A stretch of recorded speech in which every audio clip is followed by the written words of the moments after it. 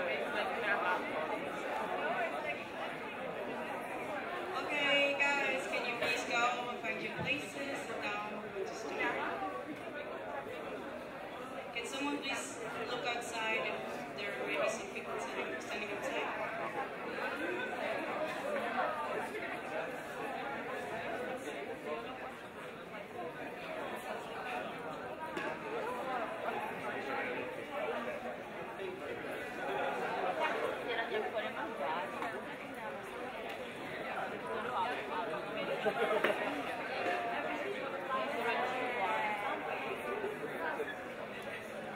raz?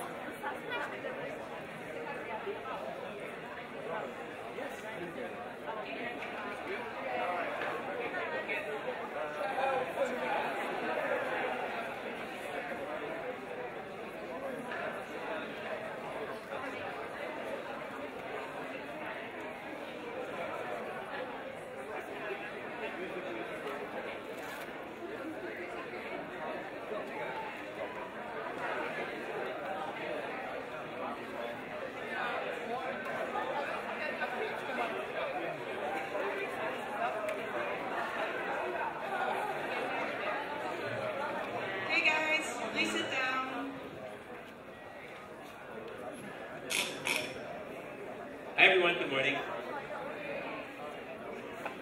Great to hear a response. So everyone, I would like you guys to know that today we actually have a special guest with us.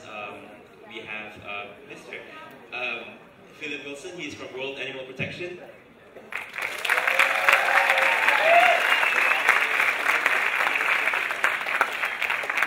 So what he's going to be doing is later on during our General Assembly, he will be doing a partner presentation. He'll be talking about the work that World Animal Protection does, as well as maybe sharing with us a little bit more information about what it is and our partnership with them, and maybe we can work out some stuff together. So please, everyone, please focus on his lecture, focus on his presentation, and if we have any questions, get ready to ask it to him, grill him, just make him have a good time here. Enjoy General Assembly, you know what it is. So he will be presenting, and there will be a little bit of time for question and answer, I believe, and then maybe perhaps later on or during the breaks and stuff like that, please feel free to go ask him questions because he's here and he wants to share more information about that. So yeah, just wanted to let you guys know that he's here, and let's have a great General Assembly session.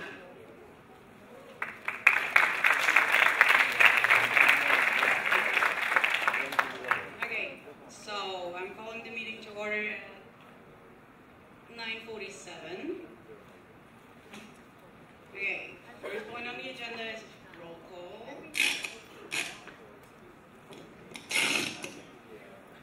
So I'm going to make the roll call quite easy for you. Instead of saying present, say present in your own language. That should be possible, right?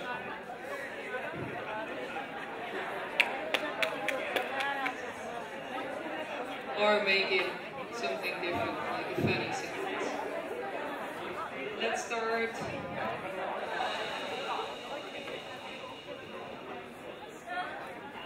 Still hear people talking. Not starting until everyone stops talking. Good. IVSA Algeria. IVSA Austria. IVSA Belgium. IVSA China. IVSA Croatia. IVSA Denmark. IVSA Czech Republic.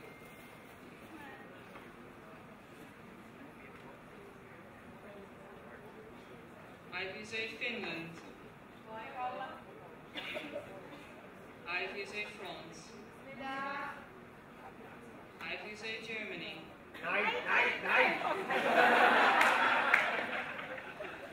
So you're present or not?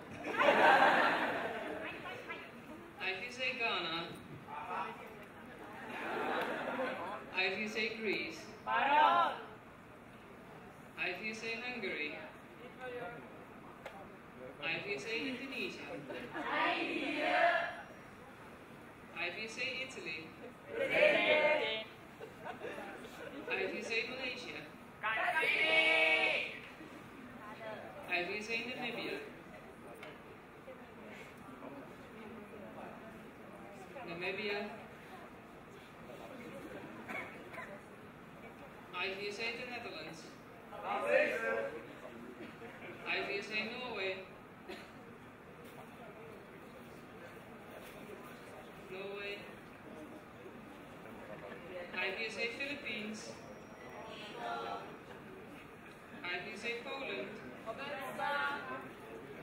IVSA Portugal. IVSA Romania. IVSA Satma. IVSA South Africa. IVSA South Korea. IVSA Switzerland. IVSA Taiwan. IVSA Thailand. IVSA Tunisia. IVSA Turkey.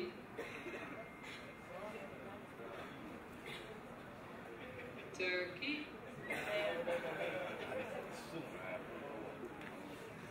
IVSA UK and Ireland.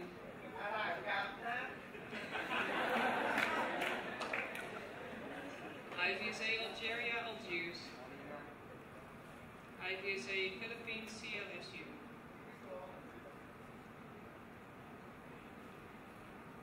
We've reached quorum with 62%.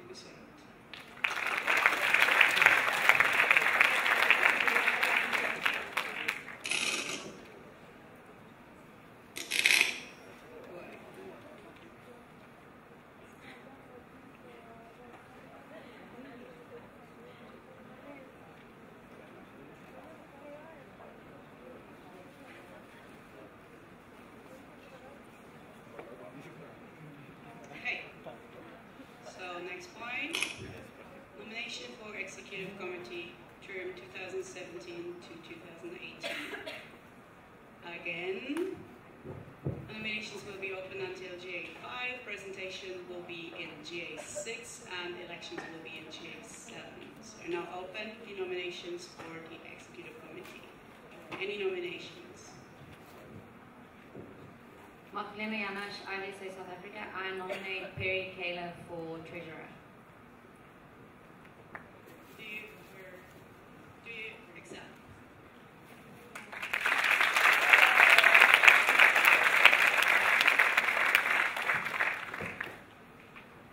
Any other nominations, please?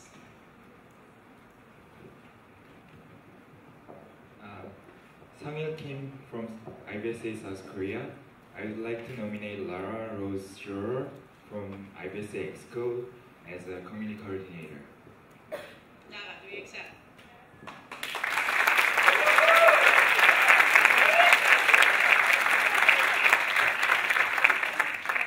Any other nominations? Ina? Nina Schmidt, IVSA Denmark. I would like to nominate Xavier Genavillas from IVSA Portugal for PRC. Do you accept? I accept.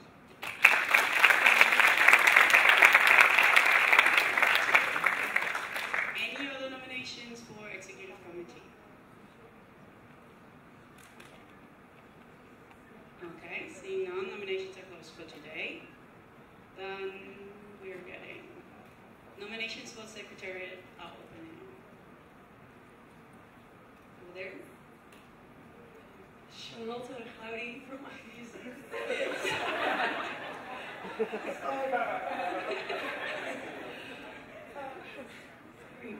I would like to nominate Kate Harsler from IVSA Satma for the Secretariat. Do you accept?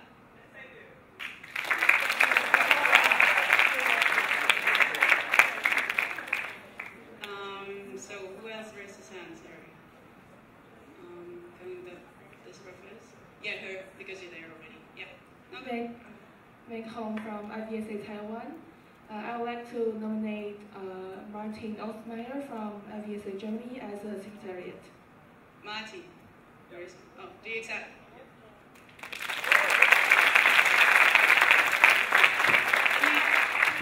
Can you just repeat your name slowly, please? Yes. Meg Hong. Okay. Thank you. Okay, please. I'm Daniel Lund from IVSA Denmark, and I would like to nominate Andre Firmanshah from IVSA Indonesia for the Secretariat. Do you accept?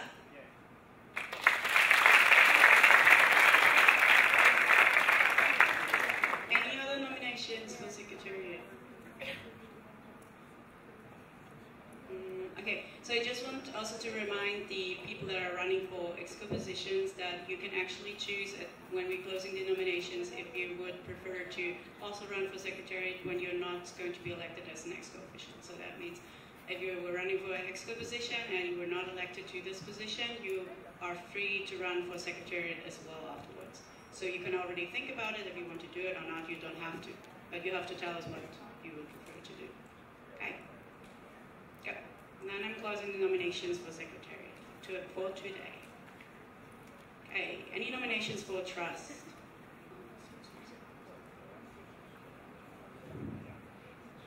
Denise is already nominated. I just forgot to write down her name, sorry.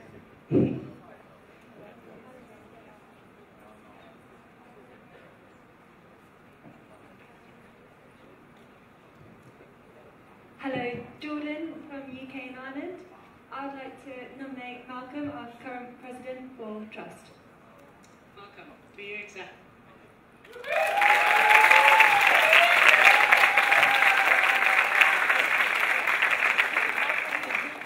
Any other nominations for trust at this point of time?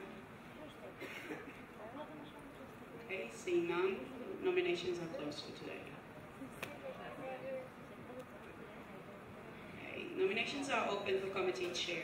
Any nominations for committee chair? Magdalena Janash, IVSA South Africa. I want to nominate Nadine Todd for Animal Welfare Committee. Nadine. Oh, you're saying in another place. Do you accept?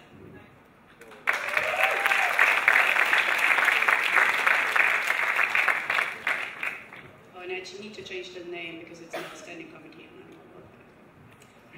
Okay, any other nominations for committee chair? Oh yeah, go for it. Sorry.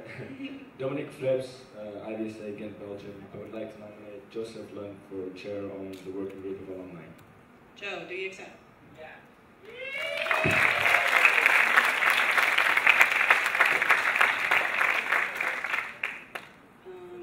Yeah. Patrick Bieber, IVSA Austria. I would like to nominate Rosie Harrington from IVSA UK and Ireland for the position as chair of the Committee on IVSA Collaboration with Global Health and Organization. Okay, does she accept? Yes? Oh, there you go, sorry.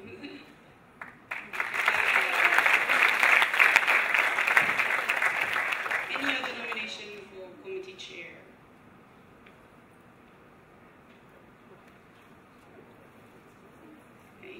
No nominations, so nominations are closed for today. So, opening nominations for Symposium 1.5 years away. Any nominations for Symposium 1.5 years away? Okay, seeing none, so we're closing the nominations for today. And nominations for Congress 2 years away are open. Any nominations for Congress 2 years away? Wait for the microphone, please. Samantha Marisi, IVSA SADMA. I would like to nominate IVSA Ghent, Belgium. Ghent, do you accept?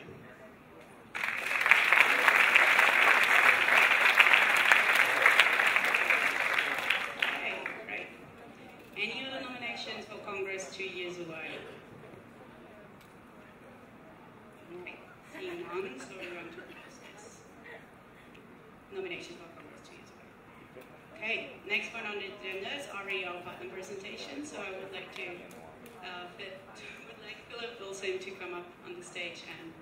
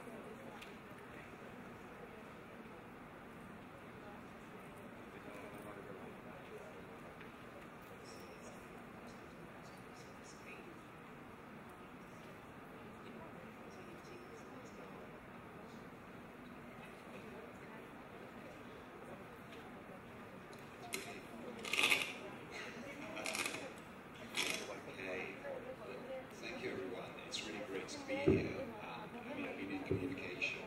Malcolm for I think about 3 years, with Laura now for I don't know a year. But this is the first time I've actually been to an IVSA event. What's the correct name?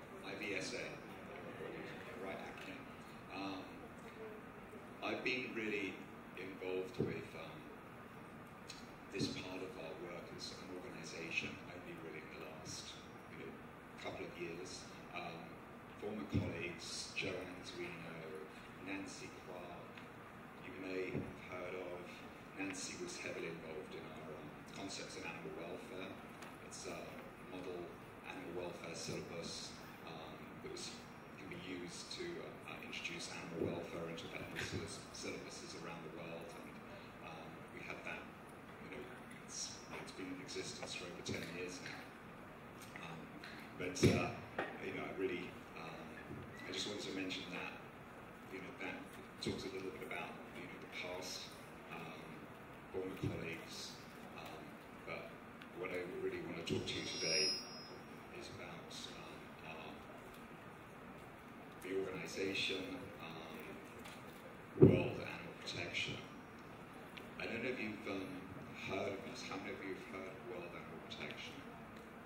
Okay, so a certain number. How many of you have heard of the World Society for the Protection of Animals?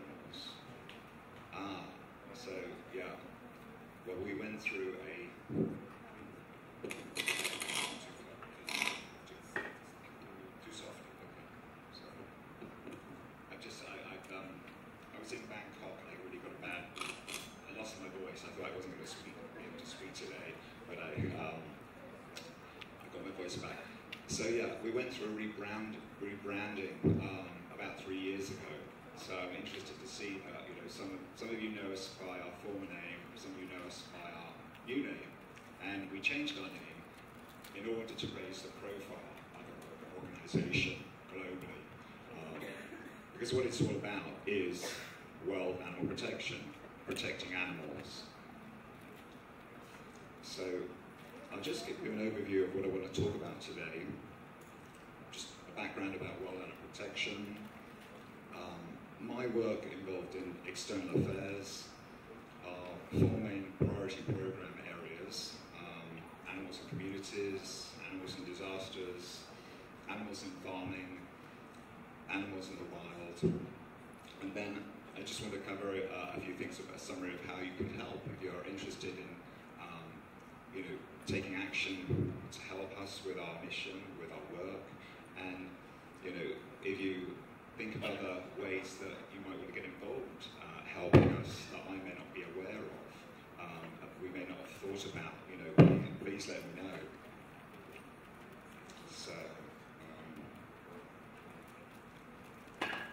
So yeah, basically, we've been in existence as we've been working on animal welfare for probably 50 years now, and in more than 50 countries. And it's interesting. I've been with the organisation for 20 years, 19 years this year. When I joined, I'm a zoologist by training. I really wanted to work in animal welfare. I came in on the wildlife side, but as I've experienced the organisation, I've developed interests in companion animals, in farm animals, and animals in disasters. So the full gambit, obviously wild animals are very charismatic, and that's how a lot of people get interested in protecting animals. As an organisation, we literally 18 years ago, we have had a heavy focus on wildlife, on protecting bears, building bear sanctuaries to take in bears that had been, basically to be used as an enforcement tool by governments, like a bear sanctuary in Pakistan, where they ate bears with dogs. It's a very cruel sport. And what's really bad is it was the British that introduced that sport onto the Asian subcontinent basically 300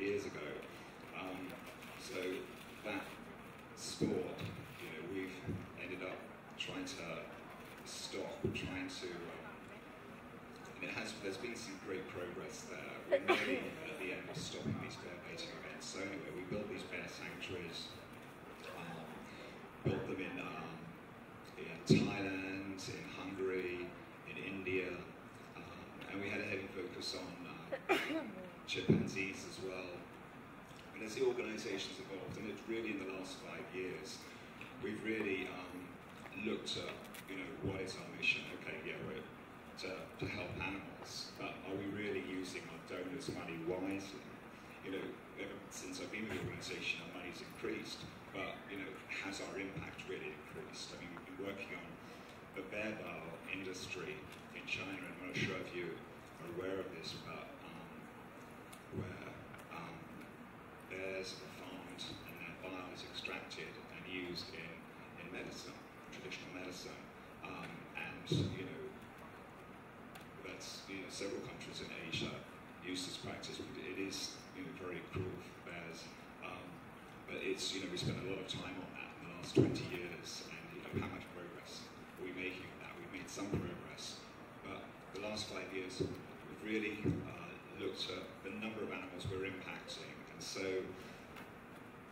there was a strategic change in the organisation and a real push to work on 4 focused areas: companion animals, disaster risk reduction response, farm animals, and animals in the wild, to basically have as big an impact on as many animals as possible. So I'll just cover some of our external affairs work, and I don't do all this by myself, and there are a team of 5 of us, what we call international staff, but then they're country staff around the world, so there's probably about 15 people working on this, but we do a lot of government lobbying, animal welfare policies and legislation. We do a lot of work at United Nations, because obviously the number of countries that are part of the UN is key.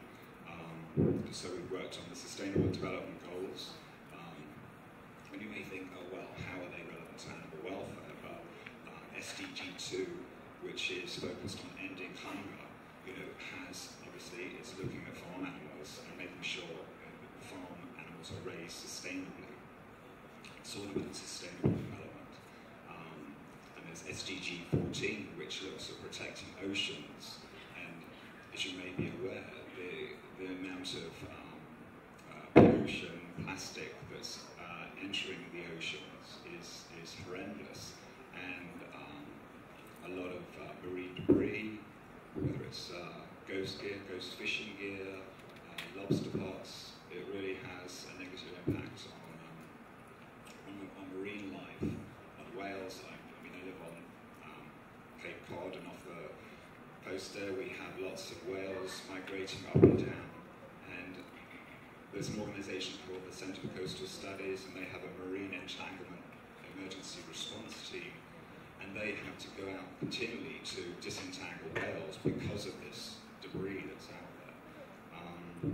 So, working at the UN, it's key trying to make these changes to at the UN level, so that the countries implement it in their national legislation. So we also work with the UN Committee on World Food Security, the UN Oceans Conference, and something we've been working on since 2000 is a Universal Declaration on Animal Welfare, which really, we've introduced, and different countries have supported, and now it's up to them. We've been trying to continue building momentum, and hopefully at some point, when we think we have enough support, a country or group of countries will take it forward, and hopefully it will be discussed at the General Assembly of the UN. So that's our UN work. We also work on international trade issues, such as CITES, some agreements like the TTIP or the TTP, the TPP, Trans-Pacific Partnership, any trade agreements that could impact animals. We also work with intergovernmental organizations like ASEAN. My colleague Kevin works on Pacific Small Island Development States. moving on to veterinary engagement, we do a lot of work with the World Organization for Animal Health because, as I'm sure you all know, that government vets are key, and the OAE is a key organization. They basically had a remit for 80 years of their existence, just focused on animal health. But in 2002, they, at the request of member countries, they started looking at animal welfare as well, and which is very good. And they started developing animal welfare standards, primarily focused on animals in production, like chickens, broilers in production, egg-laying hens, and those standards are increasing in number. And the good thing about them is that even if they're open to comments, and even if we don't get everything in them, you know, in terms of animal welfare that we feel that it should be in there, we know that they're going to be renewed or updated every 2 to 3 years. So there's another opportunity to try and improve the standards in the welfare standards. The OAE also has regional animal welfare strategies, which are key. The most recent one is in Africa. There was just a meeting in Addis Ababa discussing this in the last couple of weeks. And at the most recent recent general session of the Royal Assembly of OAE delegates in Paris in May, the Global Animal Welfare Strategy was adopted, which is huge. Basically, they've had these regional strategies, which is great, but to have one unified global strategy is really key. And it has a lot of good wording in there that can be basically utilised and referenced. And the OAE animal welfare standards, I mean, countries like, when I was in Bangkok, I was meeting a colleague, Victor, was over from Kenya, and he was talking about the Kenyan government has taken the OAE animal welfare standards and is using those in their animal welfare legislation. So they are really, really key in helping countries.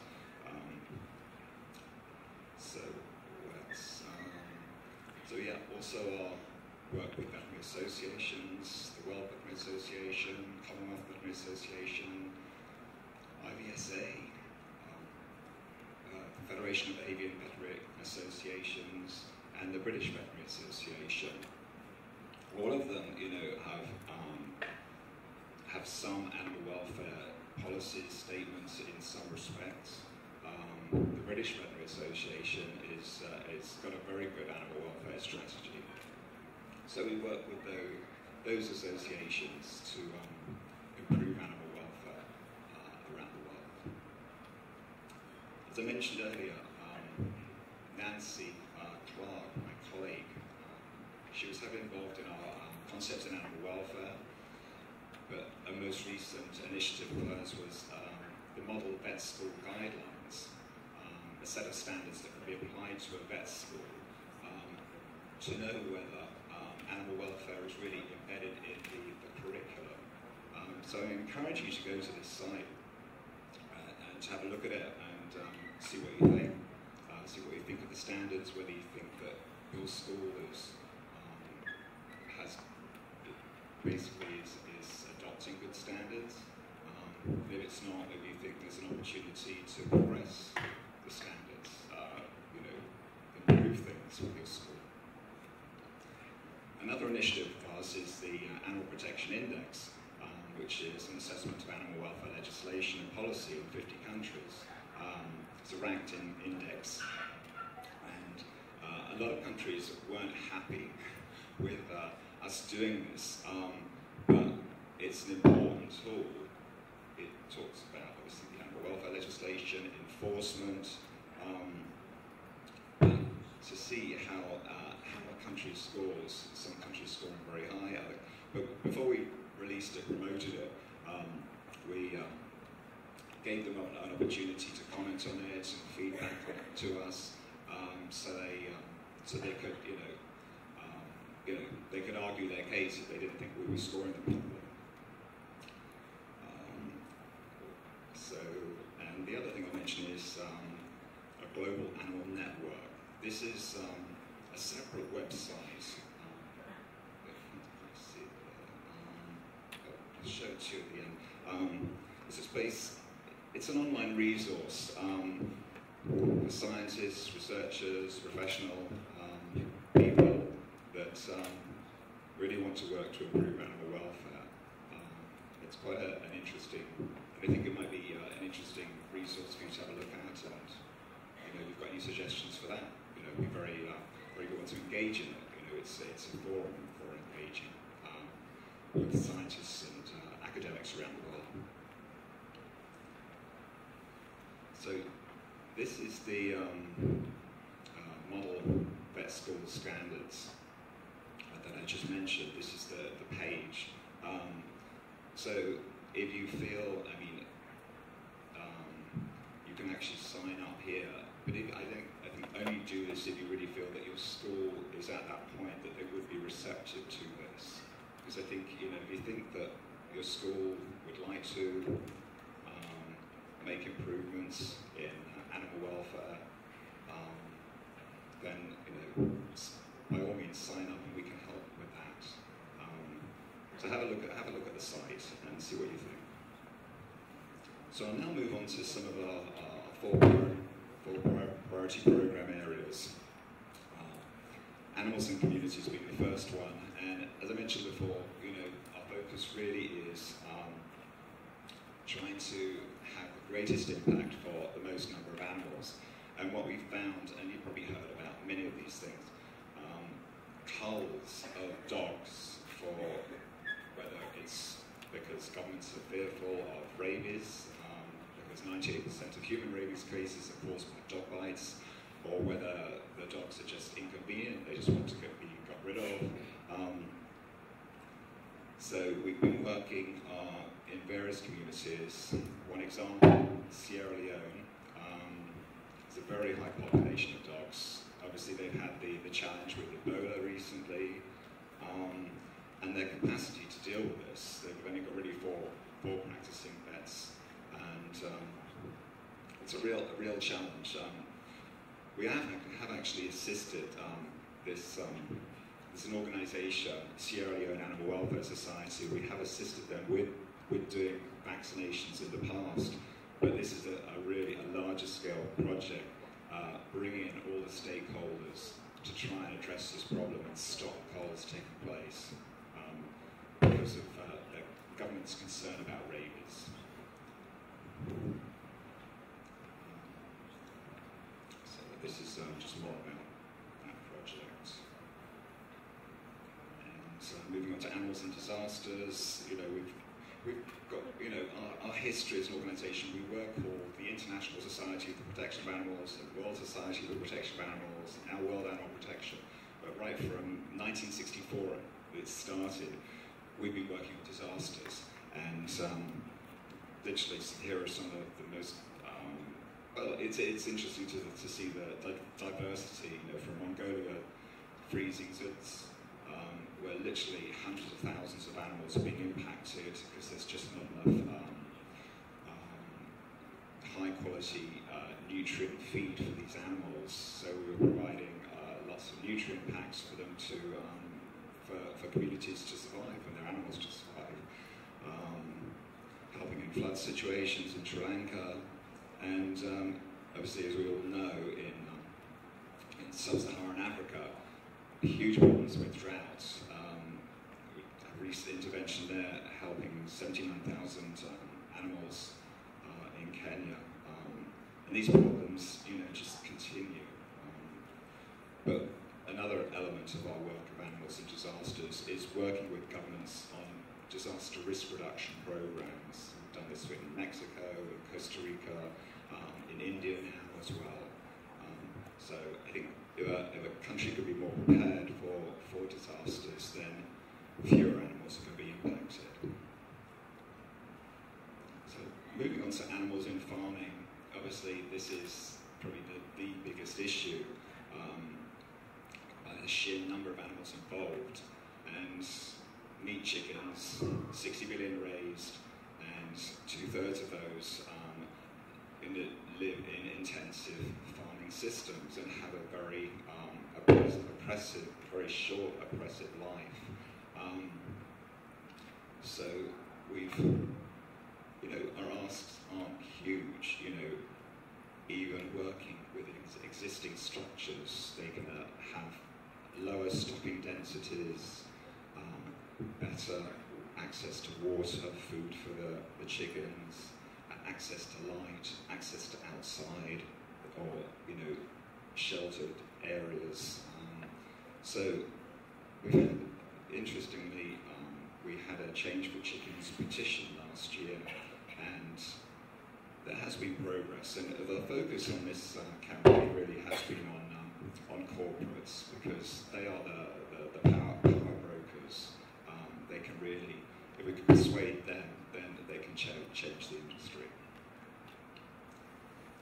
I just wanted to mention the India dairy campaign. My colleague Kushbu in India, I just saw her. She was at the meeting I was in Bangkok, and she said, please show my video, and please ask people to sign on to this. Sorry, I hope I'm not overrunning here. Please. Yeah, I've got time. The India Dairy campaign, it's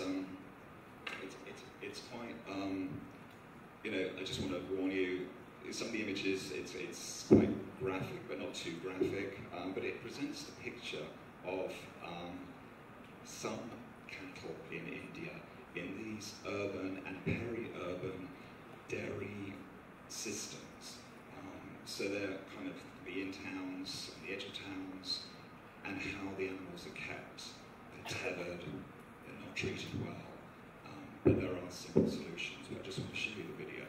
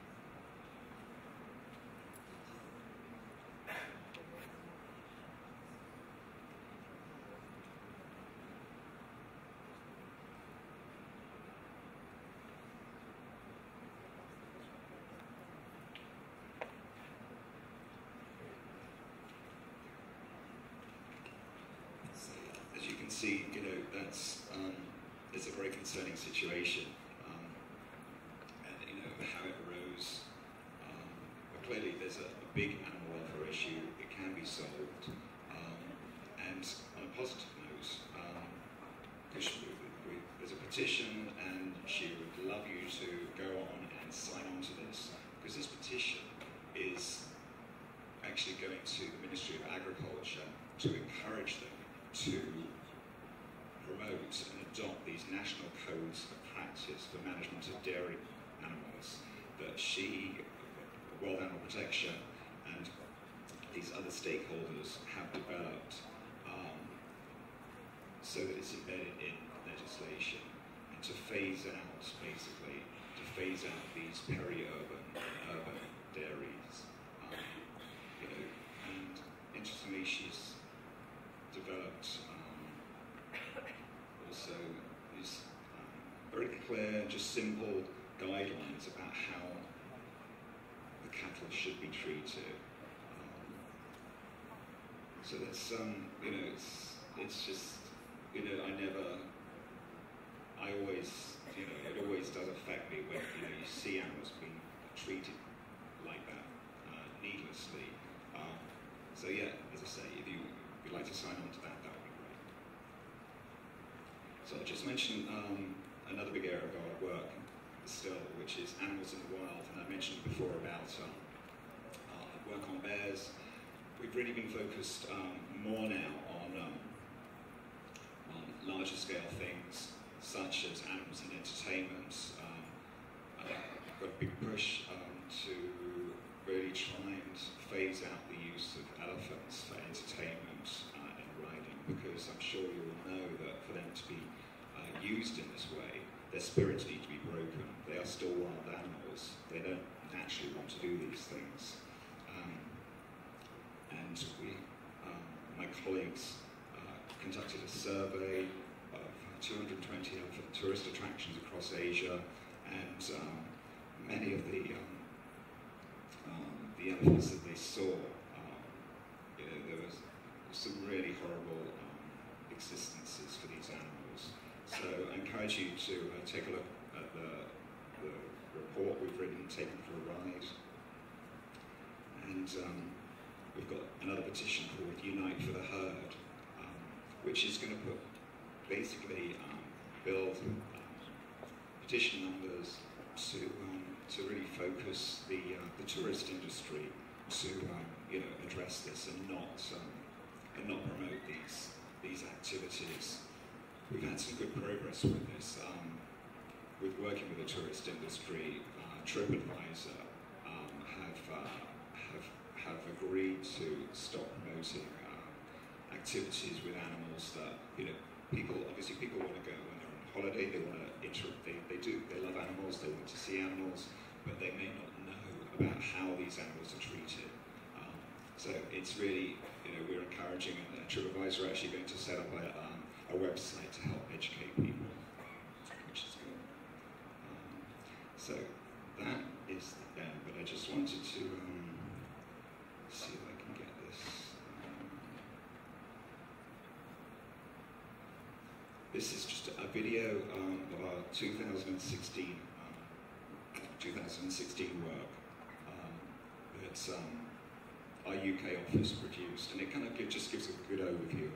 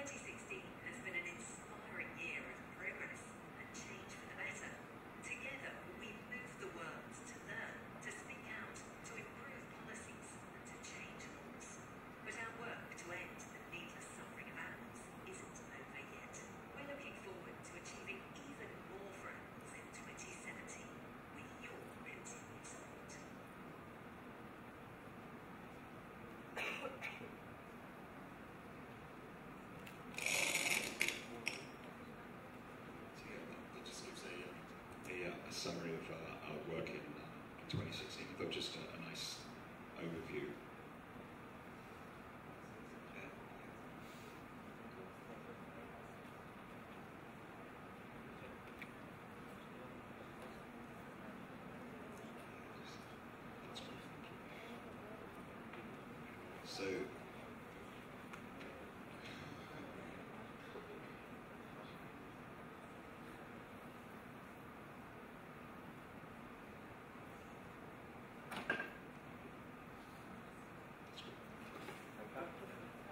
So, yeah, just to sum up then. Oh, no.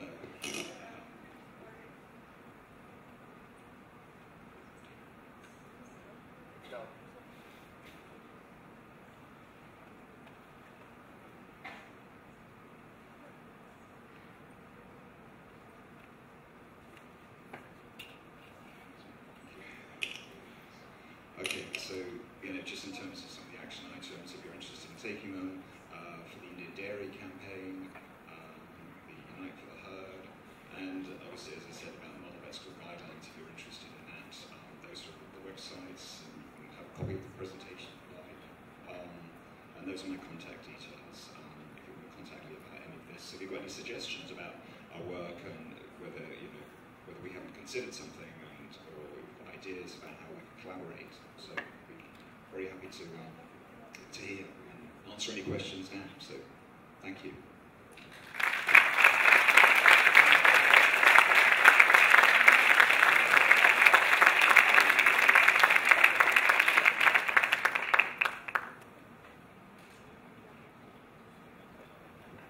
I have one question. Is it possible to upload your presentation, give it to the expo, or so we can all have it and give it through our local emails? Yeah, definitely, yes. You can have a visit this year, so we definitely.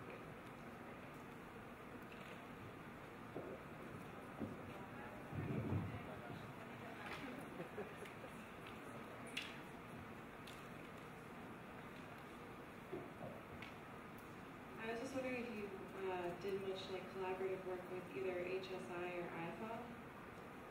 We do. I mean, they do similar work to us, and if they're doing some work in a particular region, like they do a lot of work in Brazil, we do some work in Brazil, and so yeah, there's a kind of understanding. Sometimes we collaborate, sometimes we do our own thing.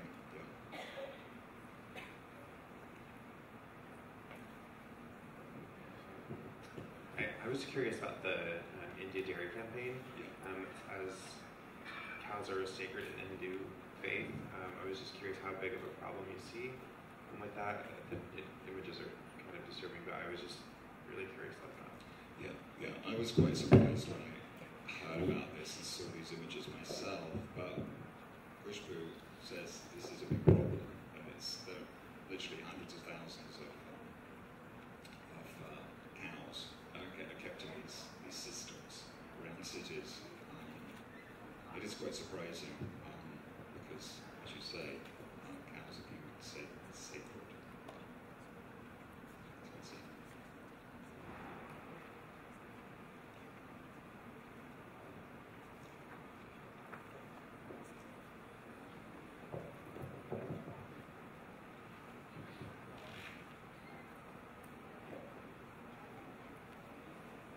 I actually have two questions. One of them is, it looks like that they're illegal, like the dairy farms outside the city, so I was curious, what is the current regulation for dairy farms in India, because I don't know a lot about it. And my other question was, what is the decision-making process like for what issues you decide to tackle, and how much of that comes from individual countries requesting help, or is it more like the organization looks into the country and identifies issues? That really, it depends. I mean, in India, we have an office in India, and we have staff in the country. But obviously, we can still do, could cope with more resources.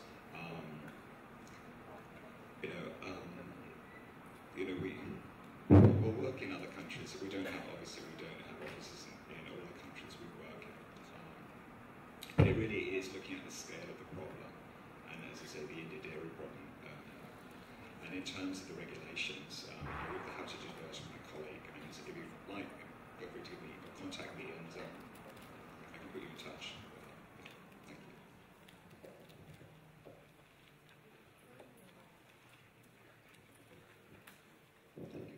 Do you offer any student opportunities inside world protection, world animal protection? Sorry. We don't, as a rule, but I would encourage you to go onto our international website, which is here, and at the top you can click onto all the separate country websites, and sometimes they will have jobs or interests, things advertised, but as a rule, unfortunately, we don't have student opportunities.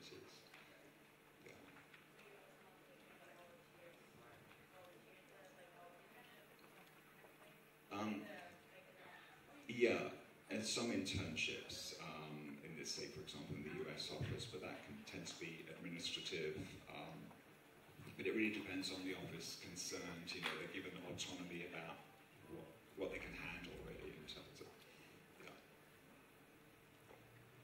Hi. So I was wondering, so I saw that you bring in veterinary care to some of these places whenever they have natural disasters. Are those veterinary staff already on with WPA, or do you bring those externally from the region? We have quite interesting, in terms of our staff, we have designated disaster relief staff who, when they're not dealing with disasters, deal with disaster risk reduction, mitigation, you know, working with countries to come up with plans. So we have a certain number of staff, but we also have disaster liaison officers, about 40 of those in different countries around the world, and we'll also work with the local vets. So, for example, in Haiti in 2010, it was actually a coalition of organisations that came together to work because it was such a massive problem. And we worked with the Ministry of Agriculture in Haiti to rebuild their cold storage supply chain because that was decimated and that was essential for treating animals. Hi. Excuse me. So I was wondering if do you help the farmers to better the welfare of their production animals when finances are an issue? Because sometimes, like the farm just doesn't have the means in the way to be able to provide like the best welfare for the animals. They, like I saw the images and they were a little bit disturbing, but I also know that there are farmers that try to do their best and just they can't because they can't afford it. So I was wondering what your role is in that case. Yeah. I mean, yeah, obviously it can be a challenge for farmers, but I mean, in terms of providing fresh water, you know, it's not up to us to solve all these problems, but, you know, if we can, you know, work with the government, work with industry to improve regulations, and, you know, we provide solutions, you know, in terms of showing how things can be done humanely. We accept it costs money, you know, in terms of corporates, you know, the whole thing about higher welfare chicken, it really comes down to the price is going to be more. So it needs to be passed on to the consumer.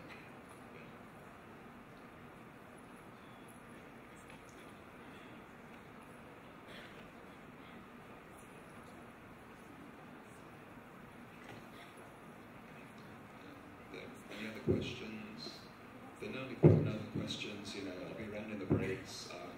But yeah, I mean, I'd encourage you, all of you, I mean, you're the future of the veterinary industry, veterinary profession, and I would really encourage you to, love for you to get interested and work in animal welfare. You know, obviously, that's an element of your work anyway, but there are so many, you know, challenges around the world in so many different countries. So, you know, it's been a pleasure speaking with you today. So, thank you.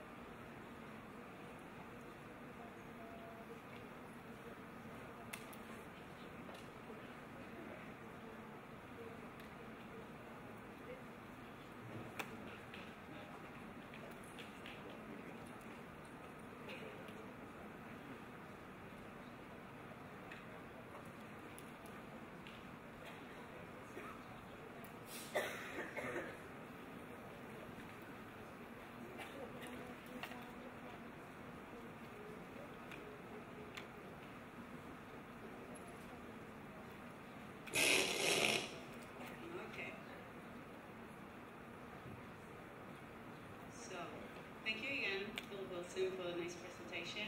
I hope you found it interesting because I heard it World Animal Protection presentation 3 years ago in Indonesia already, and I already was really happy about the presentation. And then when I heard that someone is coming back and presenting again, I was like, yeah, that's a nice thing. So thank you. Okay, so next up on the agenda is policy paper for approval, mental health and veterinary profession. So Lara, please.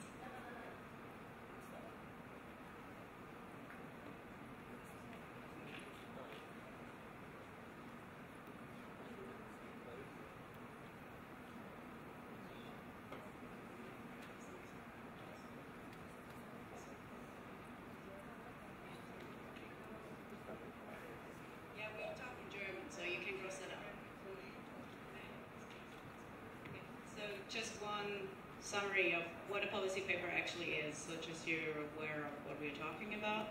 So policy papers are general documents explaining IVSA opinions and beliefs on a general topic. Such papers are bound by IVSA constitution and bylaws, and in particular must not contradict IVSA objectives or as stated in the constitution. And it stands for 5 years. After that, it's going to be reconsidered. Policy papers must be adopted by a 2/3 majority vote during a later meeting. So today, we're just going to present it to you. We can discuss it. And then we're going to vote on it in the next meeting, okay? Yes. Well, it's not going to be tomorrow because tomorrow's not GA. Yay. And this paper has also been sent to you, in your email, all those emails you got. And it's also been okay. But you got it on your email. And I hope everyone was reading it. And now you get a summary on it, and if you have some points to add or something to say, don't fear to get out. Okay. No. Sorry, here I am. Alright, so it's the policy paper on mental health and veterinary profession.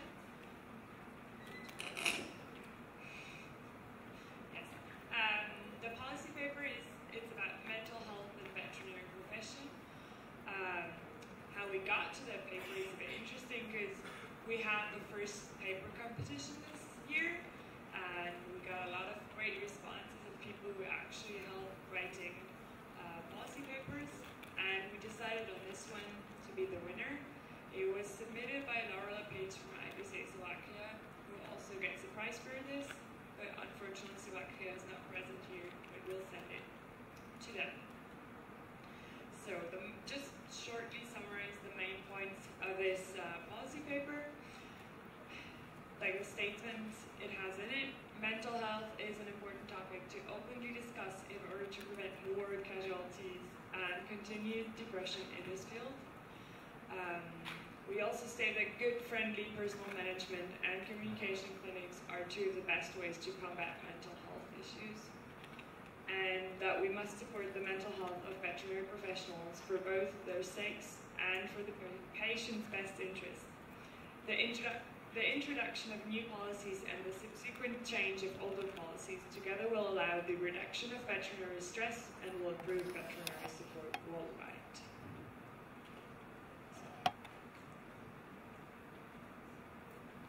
So, any questions, concerns? You want me to open the paper, or you have it on your iPhone or tablet or something open? Because it's way more convenient than putting it up here. I hope you read it anyway. Are there any friendly amendments to the paper? Yeah, it's also fun.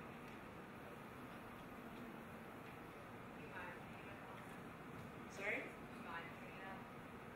Well, it will not fit totally on the screen because the screen is it would be better you had it on your phone and to go through it. And actually, you should have done that yesterday in all our,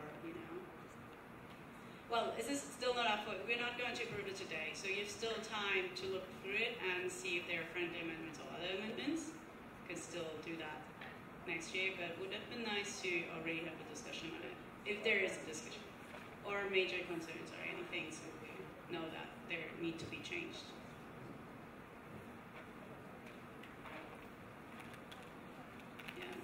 So just to make you aware what that means, actually policy papers are what we share with our partners and sponsors. So this is what IVSA stands for. That means that's actually your opinion as well.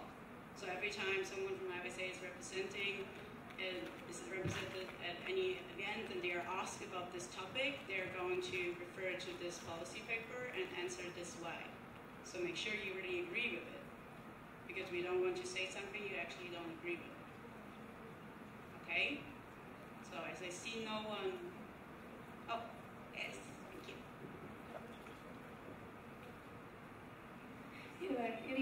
Sanchez, IVSA Sama. I was just wondering if there's, I know the policy paper is essentially written, but if there's any way that some more information can be provided on the student's perspective.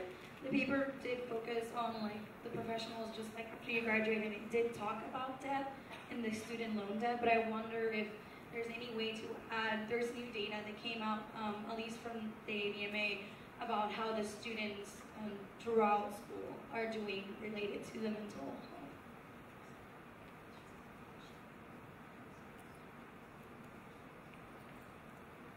Well, of course we could, but this paper was meant to be focusing on the profession, like working professionals already. I think that would be a whole other topic to talk about students and the workload we have and all this. This was more focusing on the working clinics and yes. That's okay. Thank you. Shall we?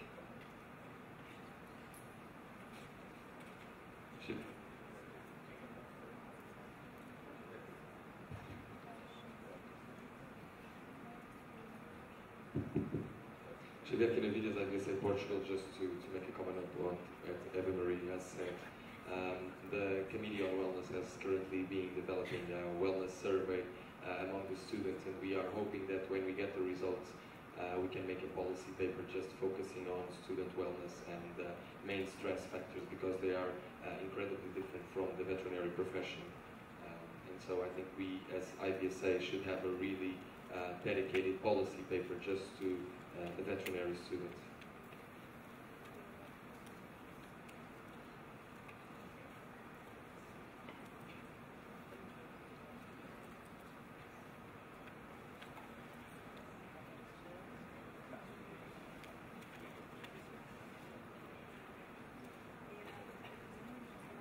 Currently discussing if we already have this paper for students. Any other questions regarding this paper right now? So this student paper is not up yet, so we will discuss that and see actually if there's one up already. What?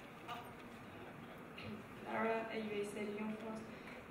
As we are really more focused on the students, how is it really beneficial for IVSA to have a policy paper more focused on the veterinarian profession?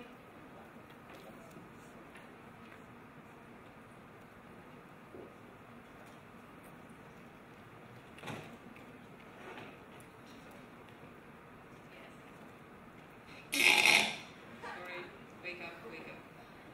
Denise, IVSA Expo. So it's mainly important because a lot of our partners are currently focusing on wellness in the veterinary profession. For example, the Veterinary Association and the Federation of Veterinarians of Europe are working on very broad projects on wellness in the veterinary profession. And with regards to that, we actually, as future veterinarians, cannot be left behind. So that's the reason.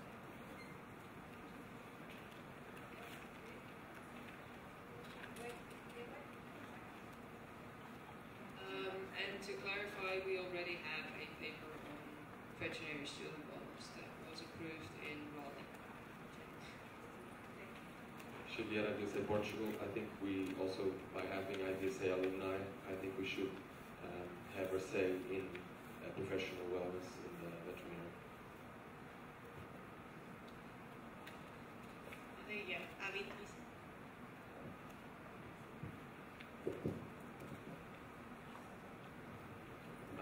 I'm Kaimas, IVSA alumni. I read in the paper that the paper has mentioned veterinary doctors, but actually in Belgium, for instance, we cannot use that title. Doctors is sort of preserved for for medical, for human medicine. So, and doctors refers to people that have a PhD or a doctorate.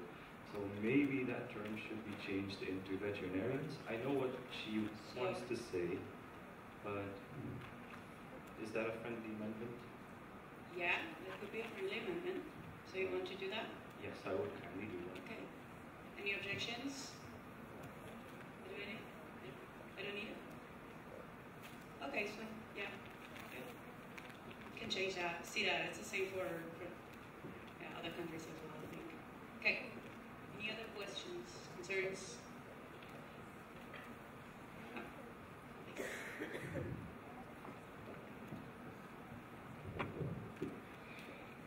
Sam Williams, IVSA UK and Ireland. I was wondering how broad the kind of scope was, kind of including like veterinary nurses and other associated staff that aren't obviously just vets.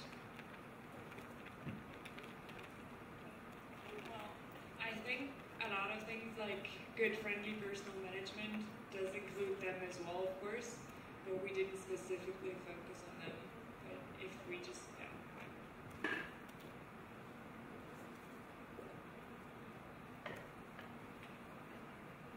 Anyone else? Anything to add? Okay, so the paper is now for you guys still for reconsideration, and we're going to vote on this next meeting, okay? Now we make the friendly amendment change first. And if you have other amendments, please prepare them well, like ask us how to prepare it properly. If you have something to add, and then come to us maybe before even, so we can discuss it, and then I can put it up already. Yes, okay? Good? Okay, I'm getting to next point, which is the bylaw amendment national MOs. So the chair would like to entertain the motion to postpone the point bylaw amendment national MOs until GA meeting 4 after nominations of Congress 2 years away. Okay. Any objections to move to postpone this point? Seeing none, motion is passed. Okay. Going on. Presentations on attended. Oh, okay. Chair would like to entertain a motion to go into recess for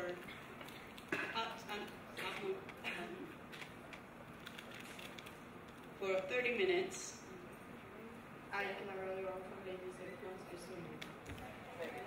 Any objections? Seeing none, so we're in recess for 30 minutes.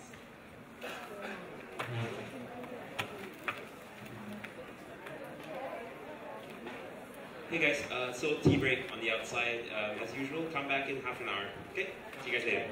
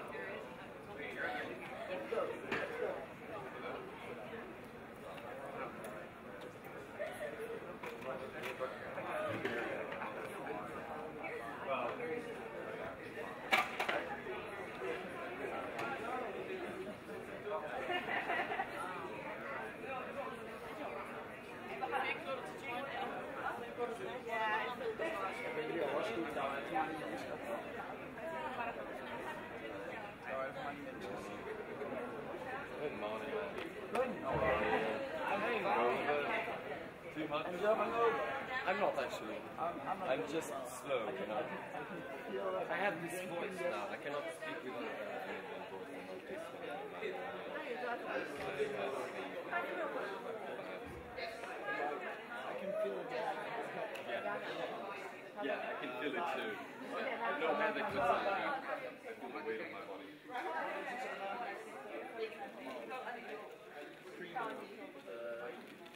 How are you doing? A bit tired? A bit hungover, perhaps?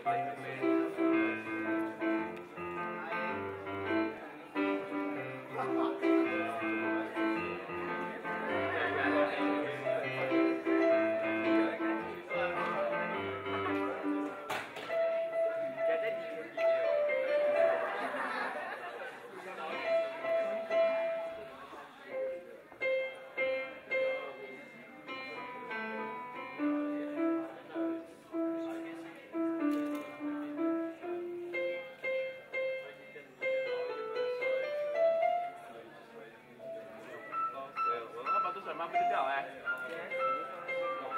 是方正，然后是谁拿那个 basket 没有取出来用压着？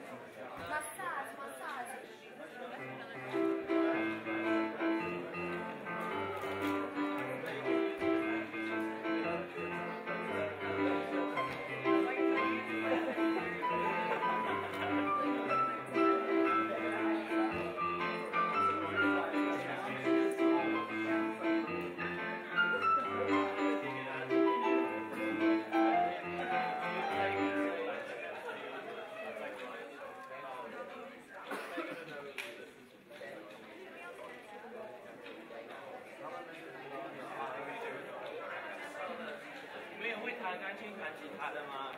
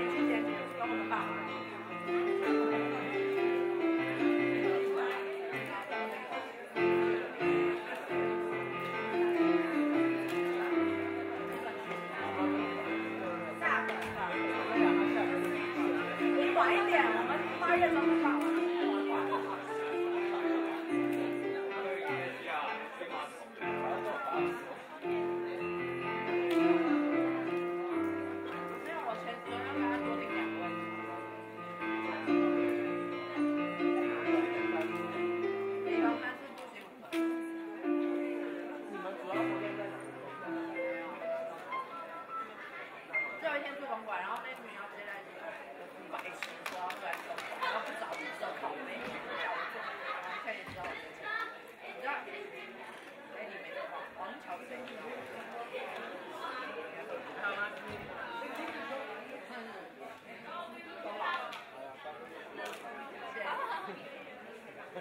而且昨天，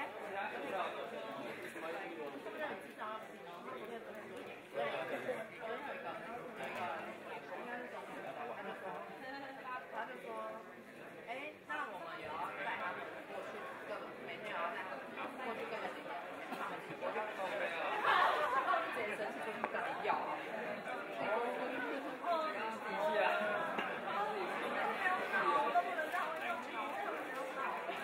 让我勤奋考试从。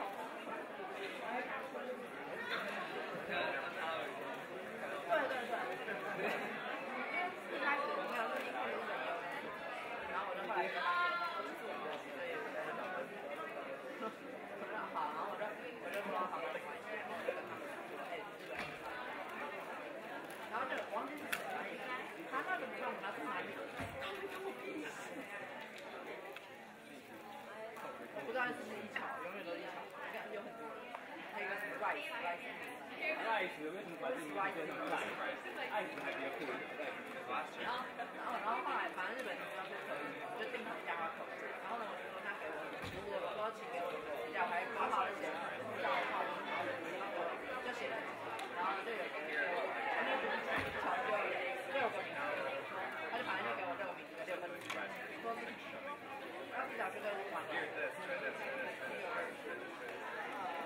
跟你走巴黎一条海滨就可以了。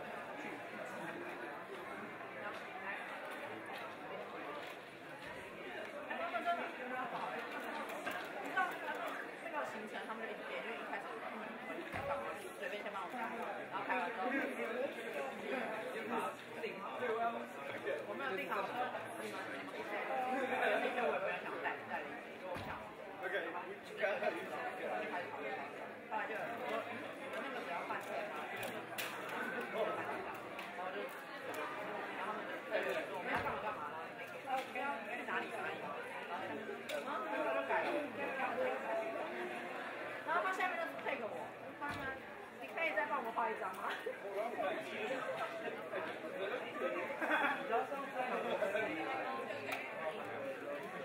我那时候在韩国。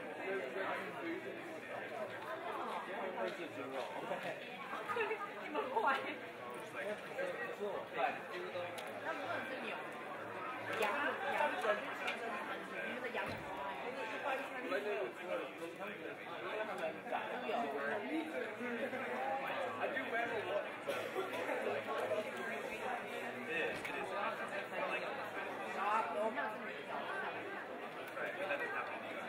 我们学校，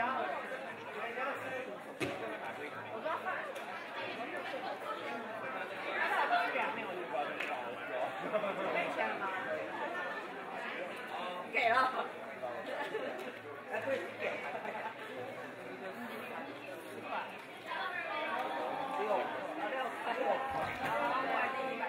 快递有20块。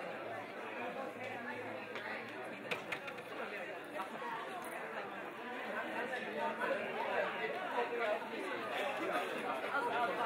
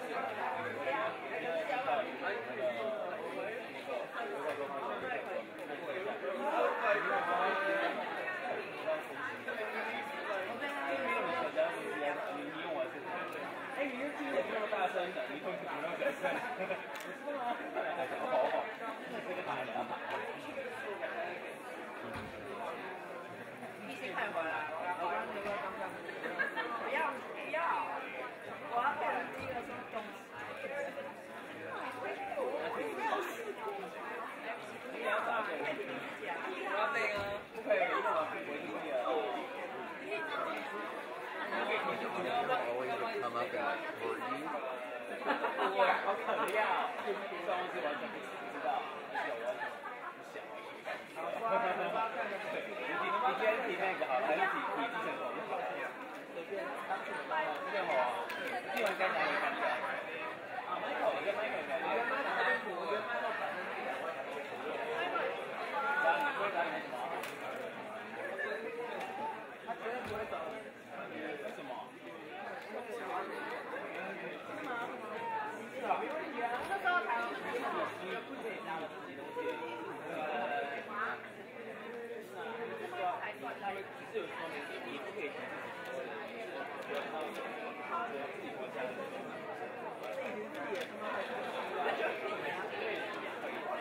屁事啊！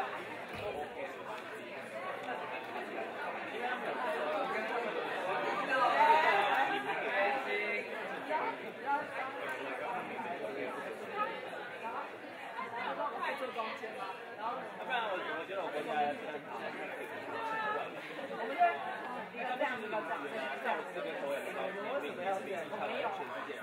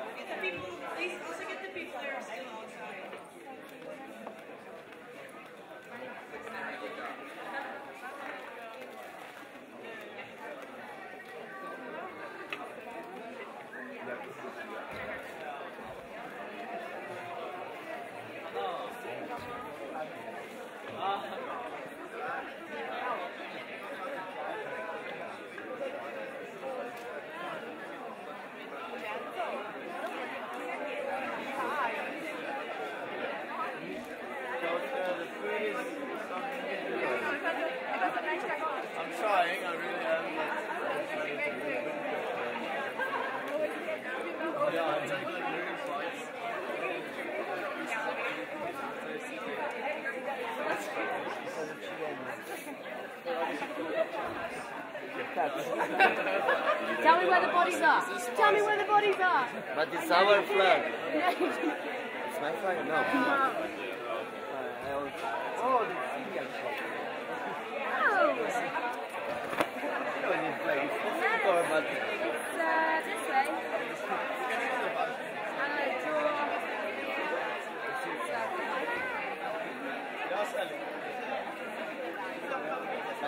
I'm going to turn it into the Indian flag. Oh, we're going to draw the circle in the middle and then green, white and gold. Hold it that way.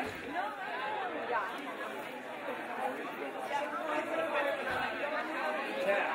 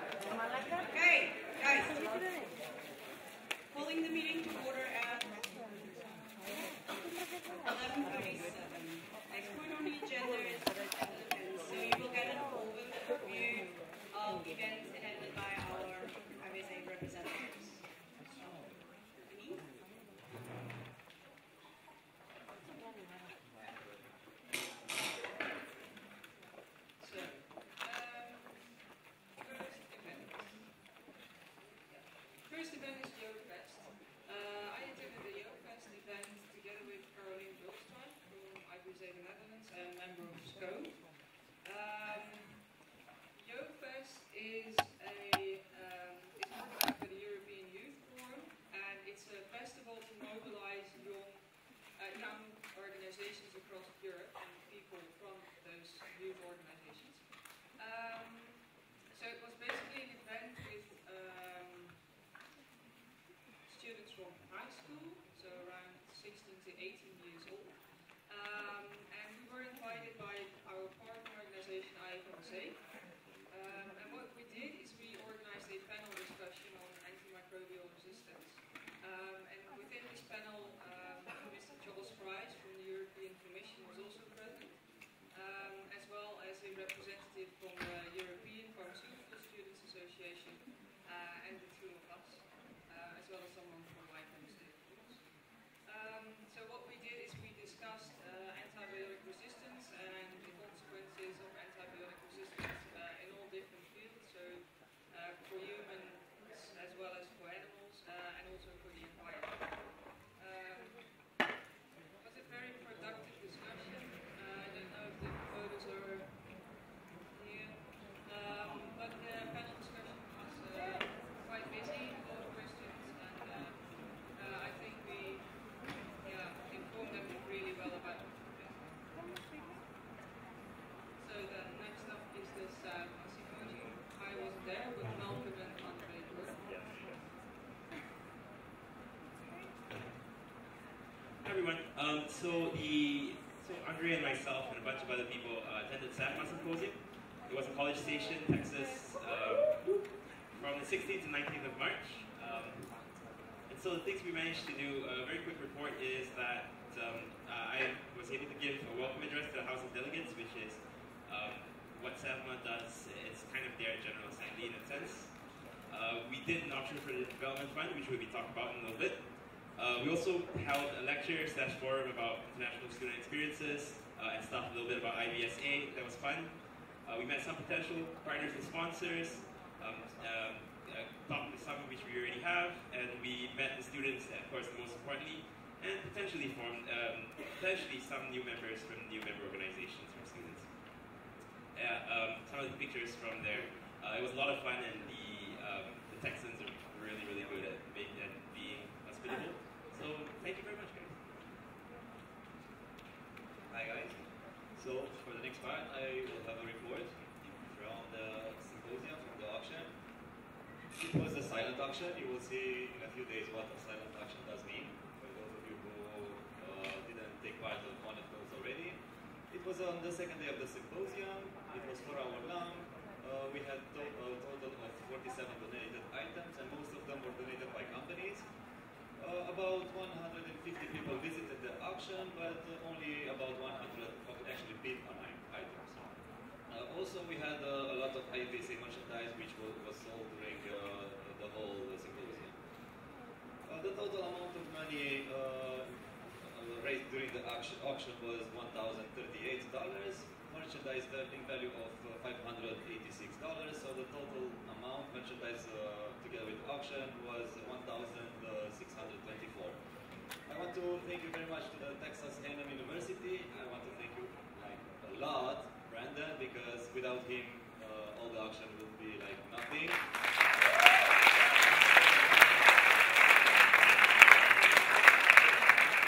Also, I want to thank you, Luci from Romania, because he was there, he paid for himself to be there, and he helped me a lot with the auction.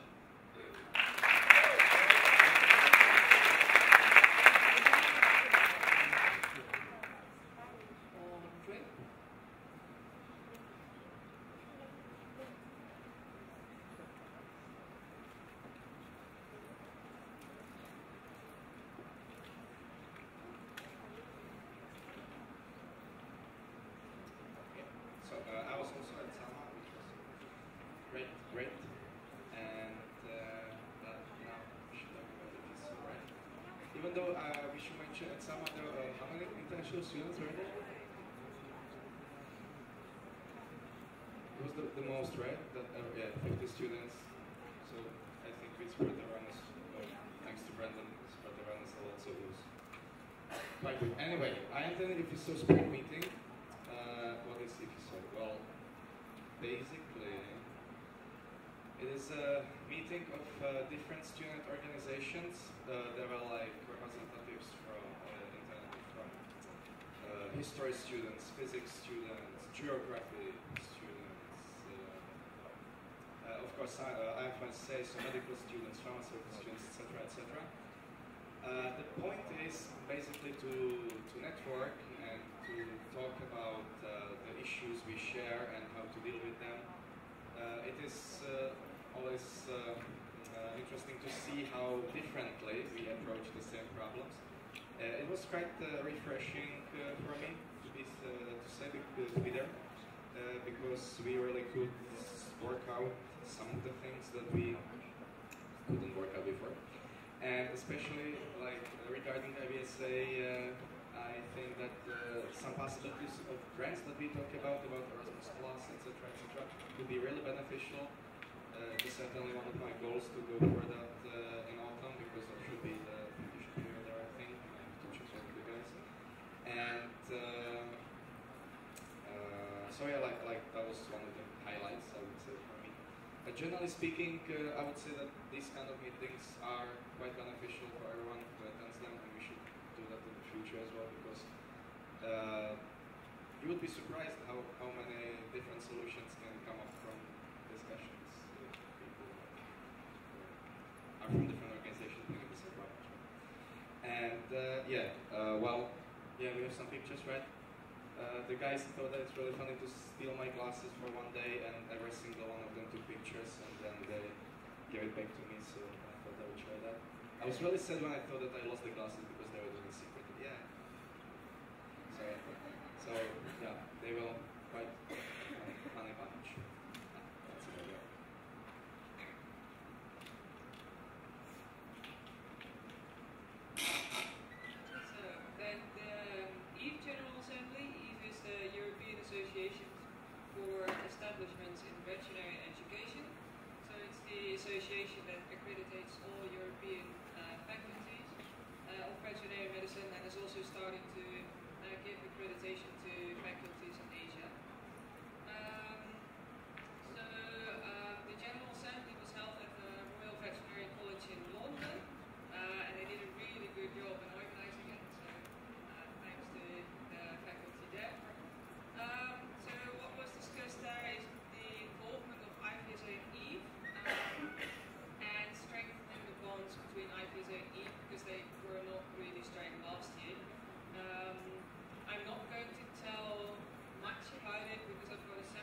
presentation on it later on this GA.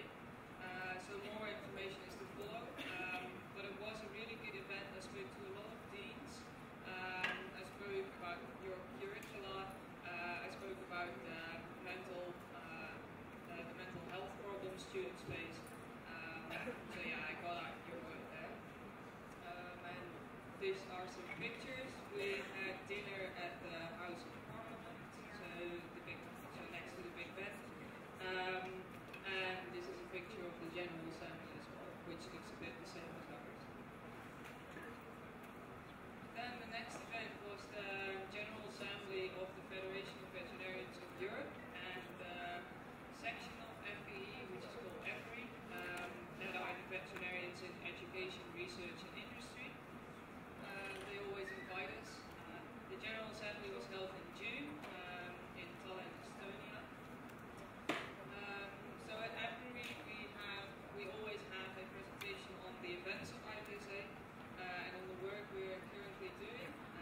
So I did that, and we discussed the extramural practical training program, which means that there are going to be more opportunities for students, and sorry to say mainly European students, to do a 2 weeks internship, which is going to be paid by EFRI within certain fields of veterinary medicine. So currently there are already opportunities for students interested in laboratory animal science, aquatic medicine and veterinary public health, which is in Brno, Czech Republic, and which is taking place right now, I believe. But there are also going to be opportunities for students interested in bee health and in blood. So the FVE General Assembly is really different. IVSA is involved in projects of FVE, but it's more abstract. So we discuss a lot with them, and we write some pieces for their policy papers, and we review them. Next to that, IVSA is getting involved in VETSI, which is continuous education for veterinarians in Europe. But that's a really new project, so we just started that, and we really hope to give you an update on that during the symposium in South Africa. And then some pictures with the FVE board and with the president of the World Veterinary Association, the American Veterinary Medical Association, who are also always present. And then the last event is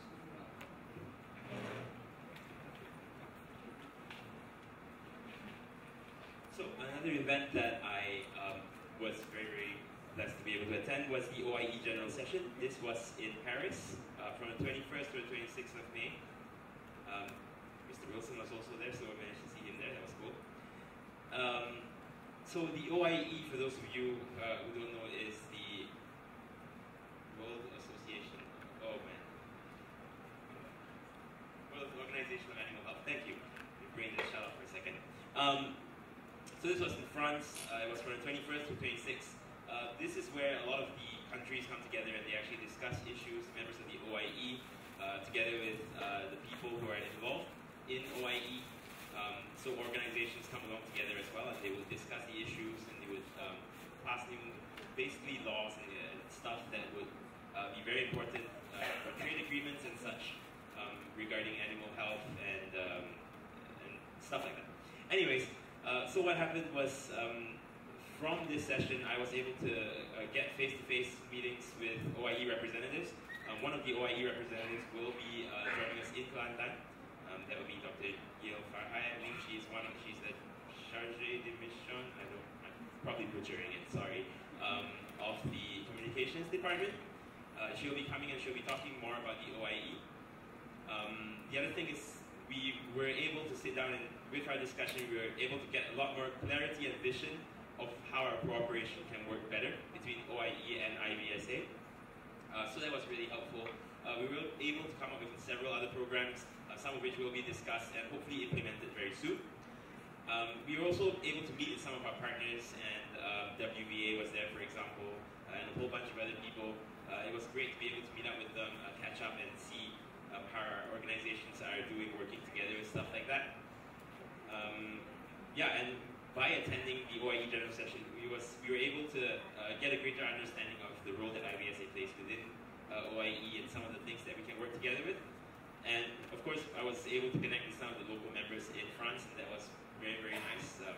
They were really, really friendly, and they hosted, and during the time I was there, they hosted a fundraiser for a development fund as well. So that was really, really cool and fun to watch.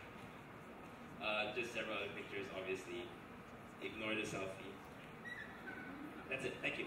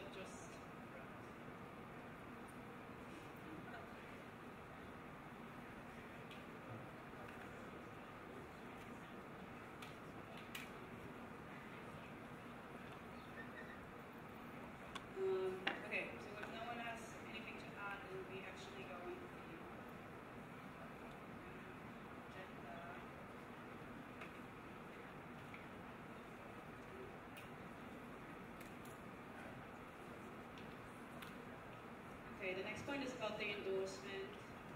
Read out, sorry. Endorsement of IVSA Global Dental Guidelines. Did you guys read those guidelines? I guess not, because it's like 60 pages. But do you know, I hope you know about what it is about. Because you can already like ask questions or add any comments or anything you want to say. We will giving you an update, like the summary, as soon as my laptop is functioning again. But if you have already some questions, you can already ask them. Or while you're waiting, read the abstract maybe, because the document was sent to you via email. Okay?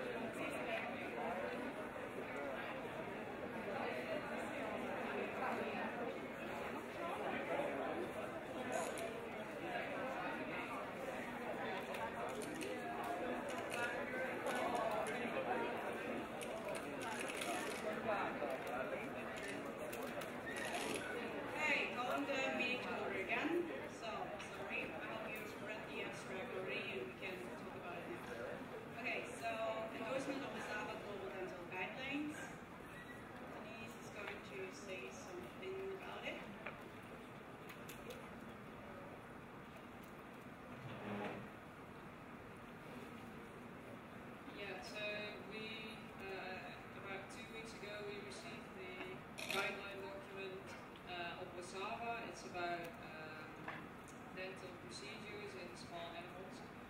It's about 160 pages, I think. So I can imagine you haven't read the whole thing, because I didn't do that as well. But if you read the abstract, you've got a clear overview of what's in the guideline. And what WSAVA, the World Small Animal Veterinary Association, asked us is to endorse the document. So what that actually means is if we can sign the document as like a sign of support, which a lot of organizations do for WSAVA. So the main points of the guideline are education on veterinary dental procedures, education on anesthesia used for dental procedures, information on common dental problems, and information on education on dental procedures in the veterinary curricula.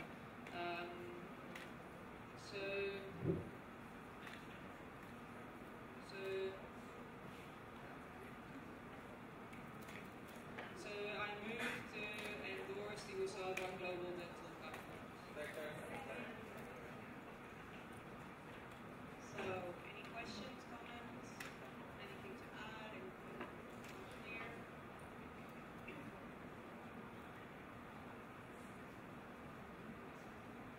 Okay, so are there any objections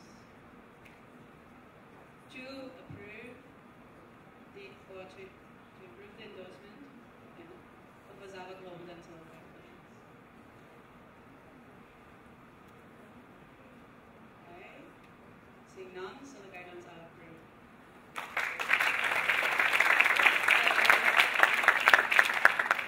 This is actually also useful for you guys because every one of you has these guidelines now, so you can even take them as teaching material because probably, especially in European schools, they will be part of the education plan for your school.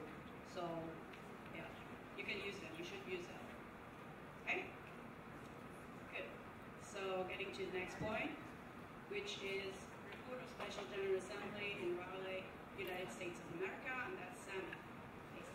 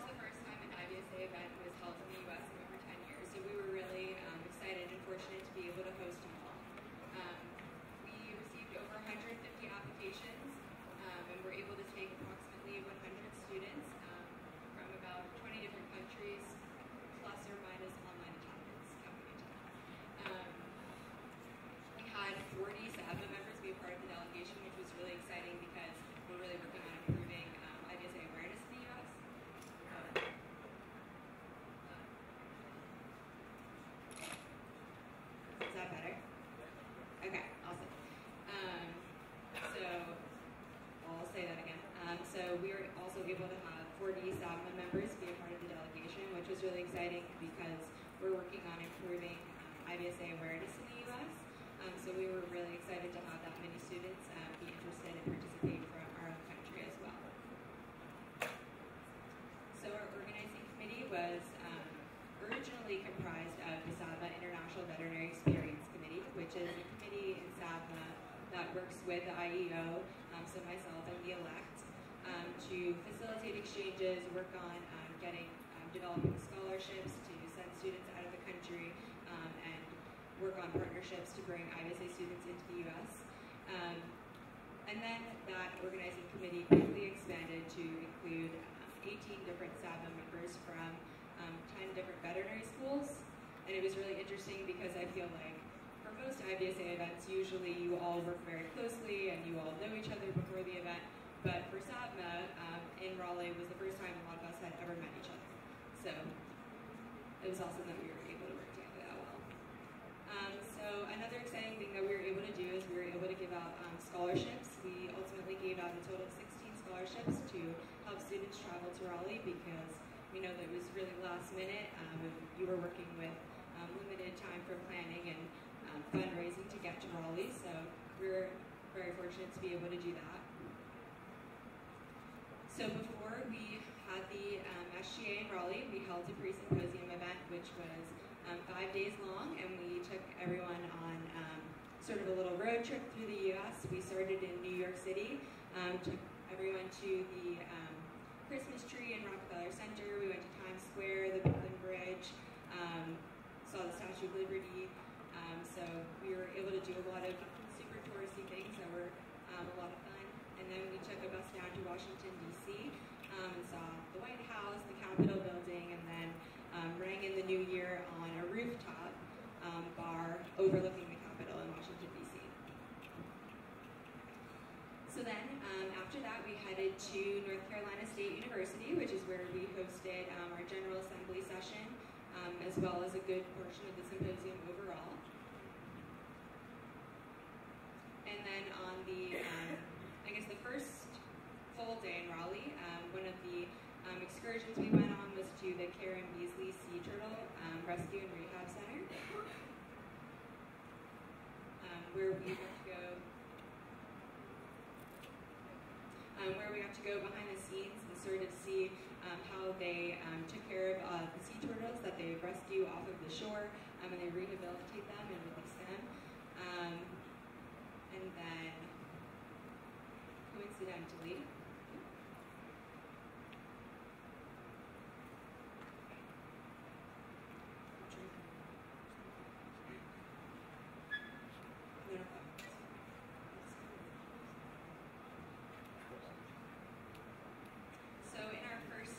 day at the Sea Turtle Center, we actually found ourselves on the 5 o'clock news.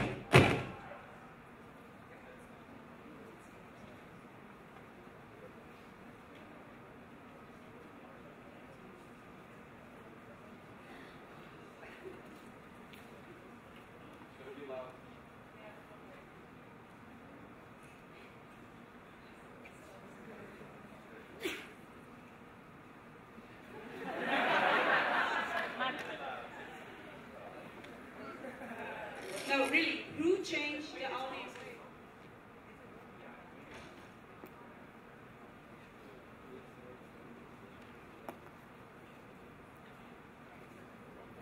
Do you have volume on your computer? Yes, sure. Yeah? Like in the video? Like the person? Yes. Someone changed the audio thing to play it piano. That's the same, there's no problem. It's the same kind of volume. From the piano.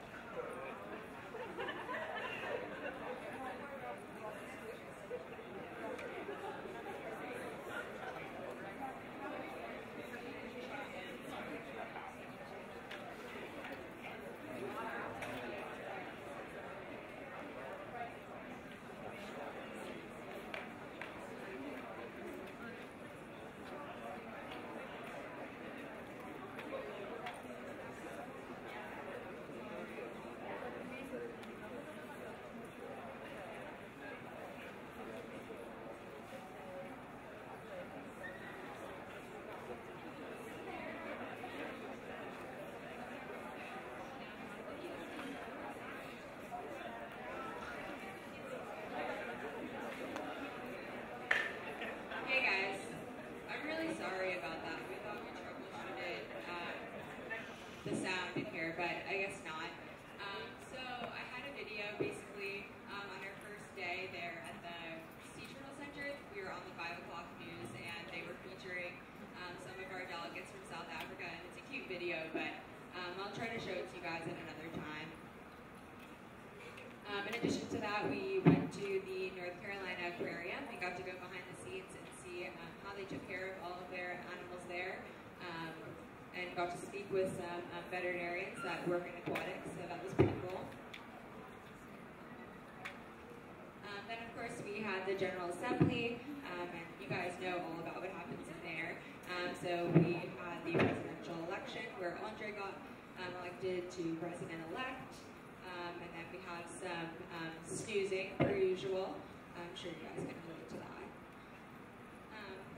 So these are just some of our speakers. We had the WBA come, as well as members of the AVMA, the LGBMA, and I think this is the Orthopedic Foundation for Animals as well. So we had a lot of partners turn out for our event, and we were really grateful for that. Then we had the traditional wet labs and workshops. So we had someone come and represent IVSA and OIE and held a really awesome workshop. We also had one on equine platelet-rich plasma, fish anesthesia, global health and wellness, diversity and inclusion. Then, of course, the international stands, and silent and live auction. We were really excited because we were able to raise a bunch of money for the IVSA Development Fund, way more than I ever expected, so that was awesome. Then for our social events, we got a bluegrass band to come and perform, so that's like a super American thing, I guess. We held a traditional American tailgate where we had like kegs of beer and hamburgers. We took all of our delegates to a roller skating rink, which was really funny because most of you didn't know how to do that, and it was more bowling than skating, honestly. And then, of course, we explored downtown Raleigh and the bar scene. Then we had our white t-shirt party in the hotel that we were staying at, which was the Ramada Inn, as well as cultural night. And it seemed like everything was going super well until we hit a little speed bump, and the state of North Carolina entered a state of emergency over 1 inch of snow. So something like this.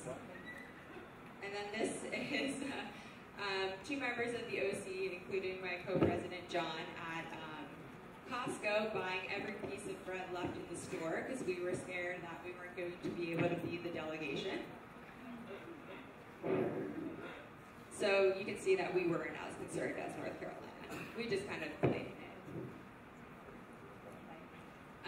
It did stink though because some of our plans had to be canceled because the entire state shut down. So we originally planned to have our formal dinner at a museum, and we were going to have it like amongst like the dinosaur exhibit, and it was going to be really awesome. But unfortunately they canceled on us, so we planned a formal dinner in 20 minutes and set it up in about 40. But I think the result was pretty good. We actually wound up getting some cardboard dinosaurs, as you can see featured in this picture, and putting them on the table so that nobody missed out.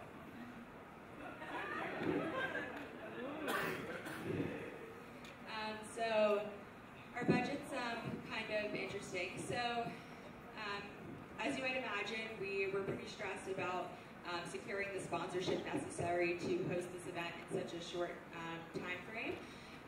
We were really fortunate to gain the support of the South House of Delegates, who warmly welcomed Brian and I with a $50,000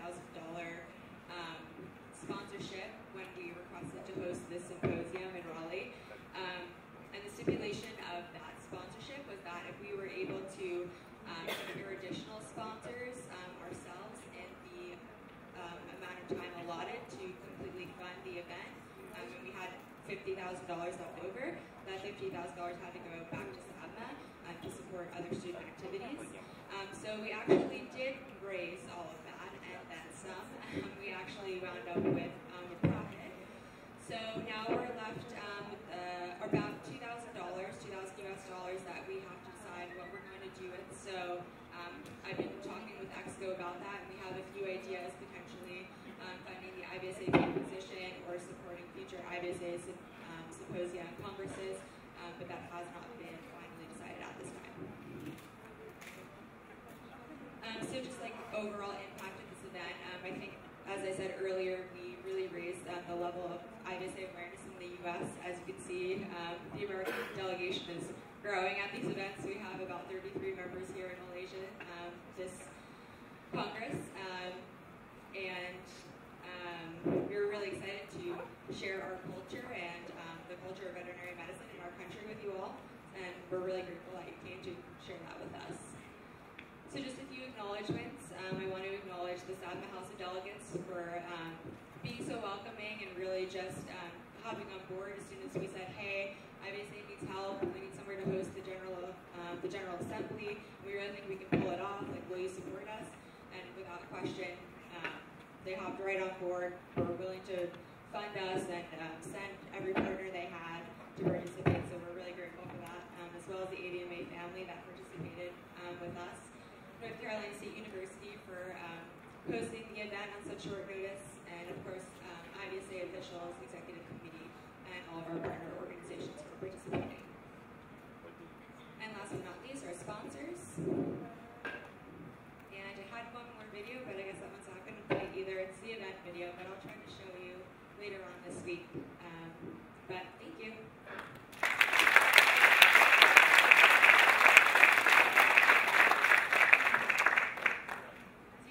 Questions about anything?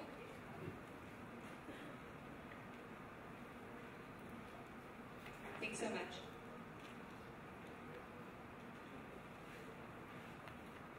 Okay, sorry. We can also post the video actually on Facebook so you can all see it, because the video is actually pretty fun.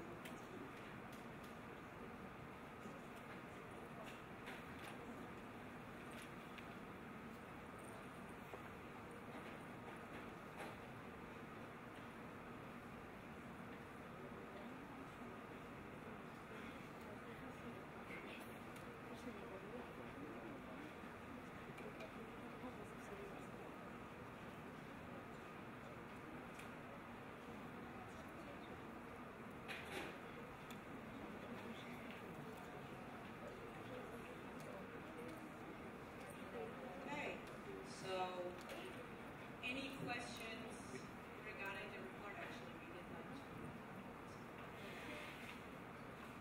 Okay. Good. Then we're getting to our next point, which is approval of the EXCO reports. The EXCO reports were sent to you by email as well. They're not in the booklet, but I hope you read them, because I can show you how they look like, so you know actually you can maybe remember.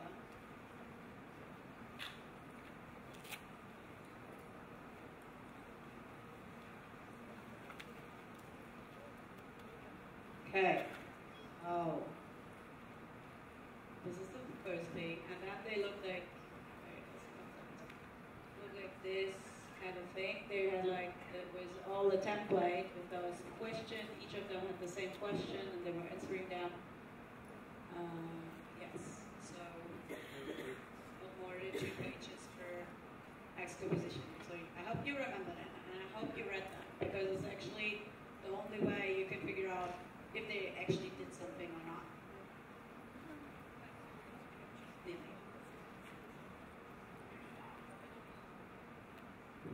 Good.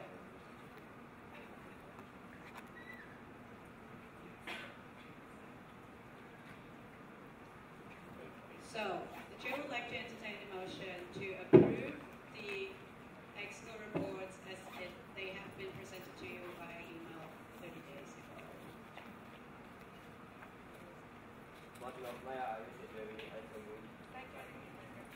Okay, so any questions to the reports? Any concerns? Yes?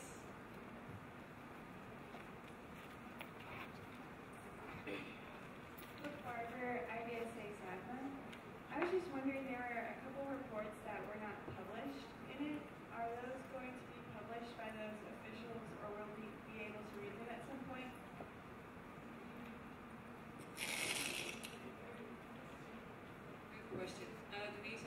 exco. The two reports that were missing in the booklet were not sent in time, and I was really strict this time, not in time. In my email inbox is not in the reports overview. So I'm going to receive one more report this week, which will then be published. About the other report, I actually don't have any information, so can't contact that official.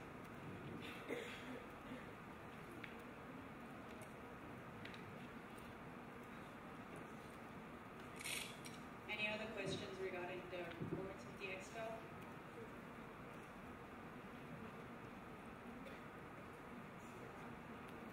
Okay, any concerns? No? Good. Okay, any objections to approve the expo reports? Okay, see none, the expo reports are approved.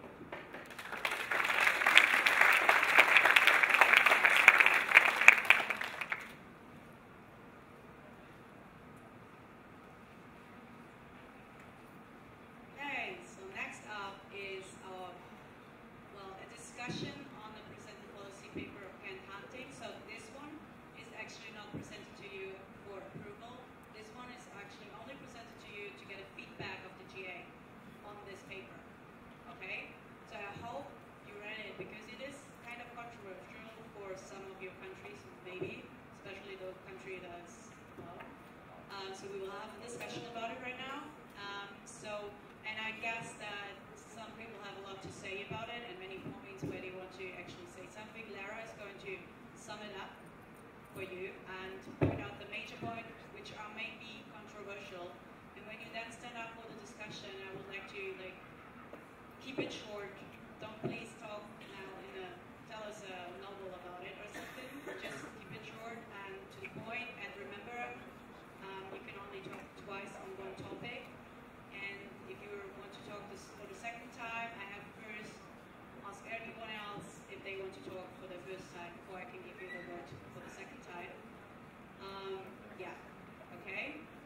And there will be options also for you presented after the discussion on how to proceed with this paper lab. And there will then maybe the possibility, if we are going to edit, that you send in all your comments on it. Okay? Good. So,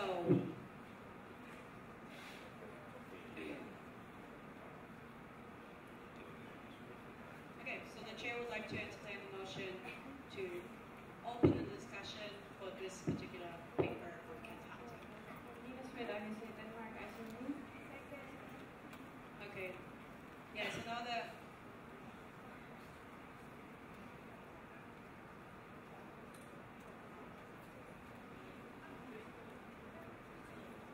Okay, sorry, talking German again.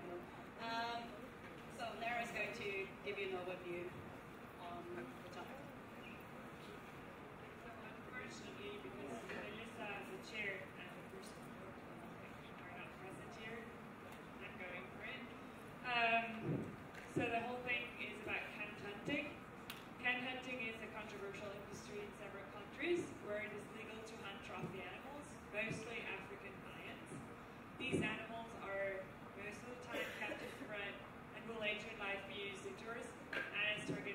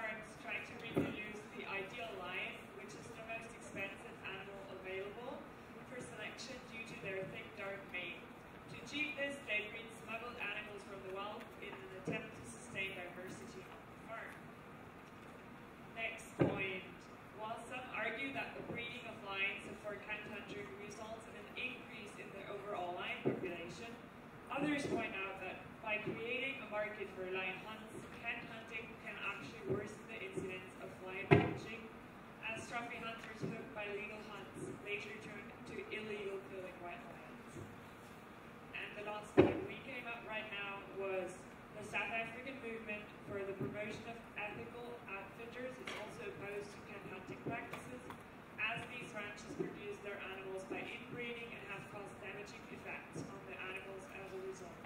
So, thus, they are no longer positively contributing to the conservation of genetic diversity. So, those are the points we already know. We should further have a discussion about that. Okay, so this is kind of open now for discussion. You can discuss about those points. You can also bring up another point. Yes. So, anyone wants to say something?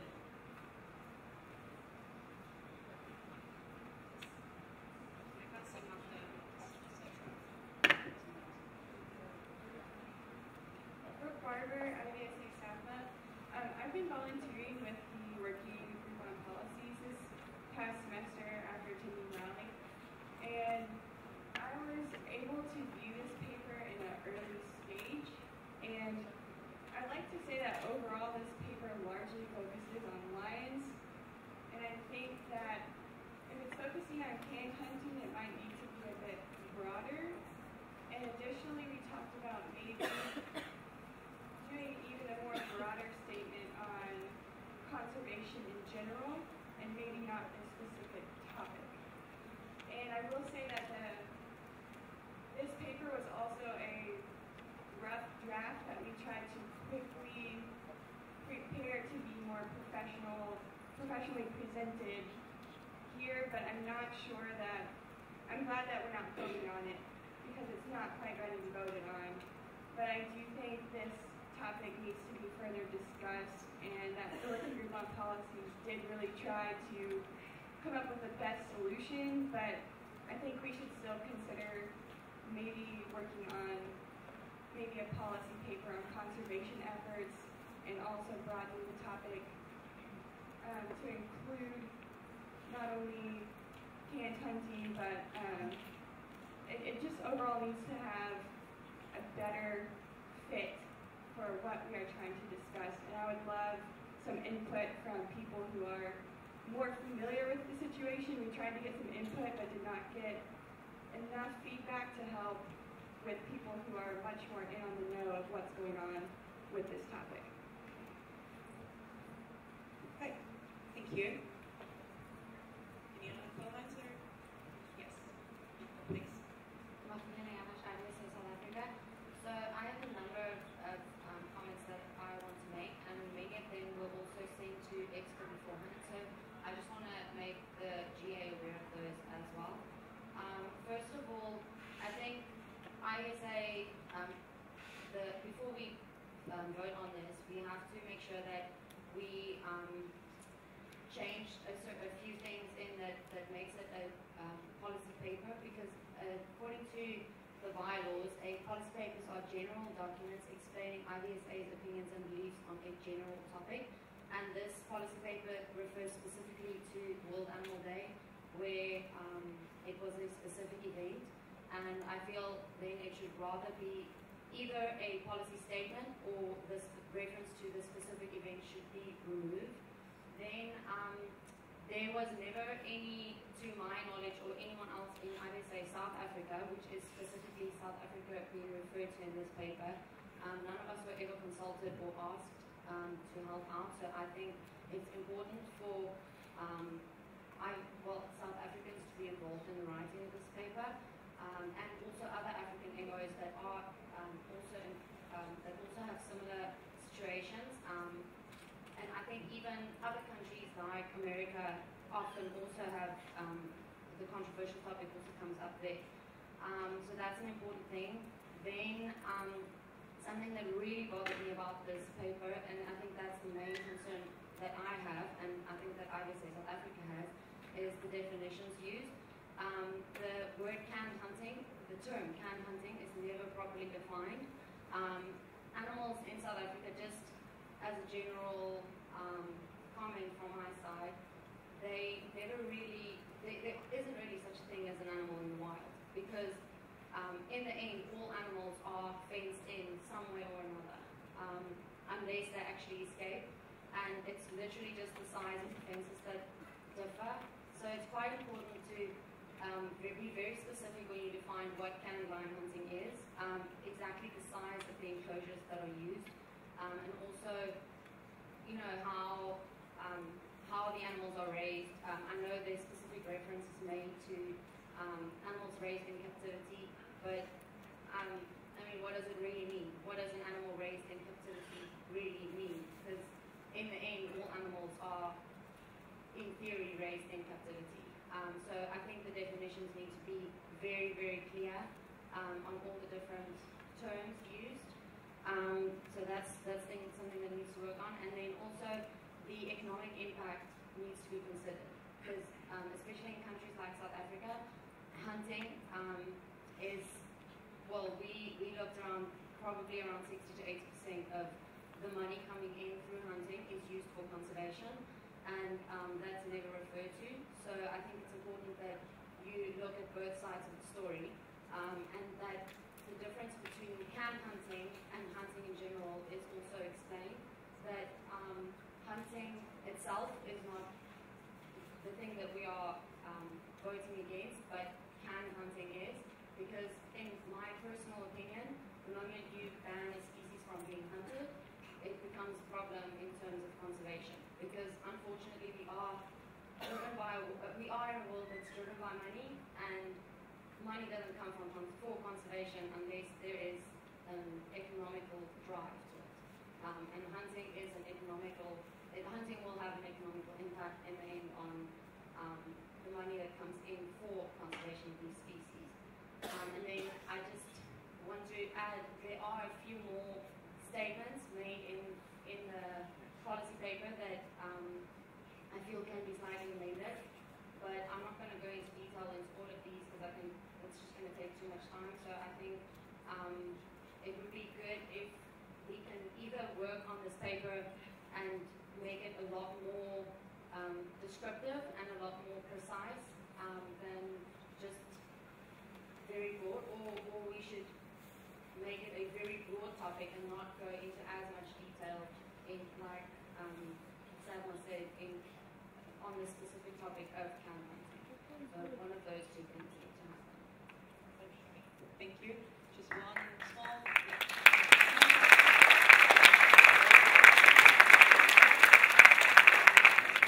One small thing to add. Ivan was actually part of the, like he was involved in it. So I don't know if you didn't know that. Anyways, thank you. Okay. Do you guys have any other questions or comments? You can also like have an opinion on it. Dustin, like the IVSA statement. So it's referring to, as a counterpoint here, you're referring to there's a possibility of people becoming addicted to hunting and maybe going and illegally killing wild lions because of their experiences with can hunting. I just think it's important to work on that part of it, because that's just a broad opinionated statement rather than something that's backed up by actual fact. So if it's going to be something that's included in the paper, it needs to be backed up rather than just stated, because IVSA has to have an opinion on something, and we can't I don't think it's fair to have an opinion on something that represents all these people in veterinary medicine based on an opinion on something rather than fact. So I think that should either be taken out, or it needs to be further researched and add something in there about it. Thank you.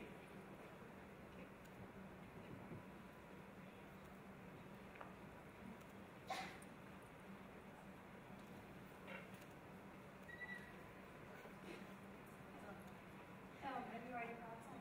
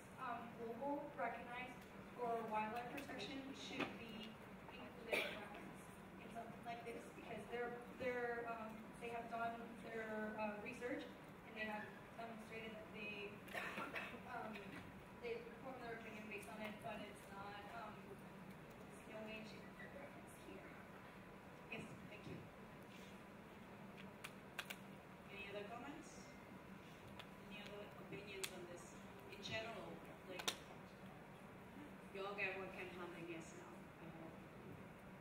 Yes, please. Sakia Gray, IVSA staffing. So the second point talks about IVSA advocating to stop the industry from better frameworks. But why are we advocating for, I guess, the stop of the industry and not the better framework side? You know, so it's more like we're going to stop this until we fix it, but we're not advocating for the fixing itself. Does that make sense?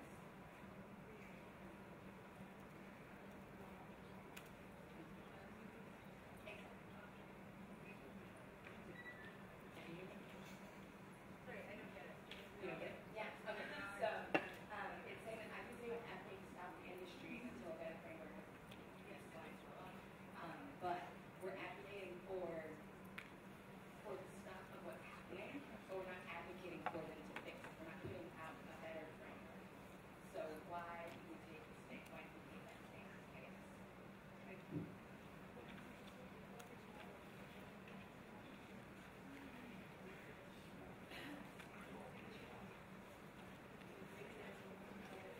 I'm not 100% sure you got this right, but I think that's what we are discussing. We're not sure. I don't know if the GA or IVSA members feel like they want to stop the whole thing, or if they want to just make it better, or what exactly our position is. So that's what we're asking you for.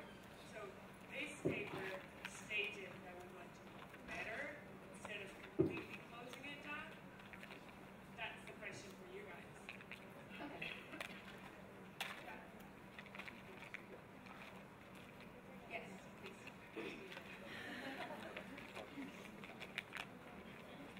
Luke Monsai, this is if this paper, the idea of this paper is continued as a policy paper, I would like to see a little bit more objectivity in its writing, because I think it shows a lot of one side, but there is also another side, and there are document benefits. Not to say that I disagree with the paper as a whole, but I think there are two sides to the argument, and even if the policy paper's position is decided to maintain the moratorium that's proposed, I do think it would be beneficial to have some acknowledgement that this isn't as simple as can hunting is a bad thing, but that there are good sides and bad sides to it. It's a complex issue from that standpoint. Okay, thank you.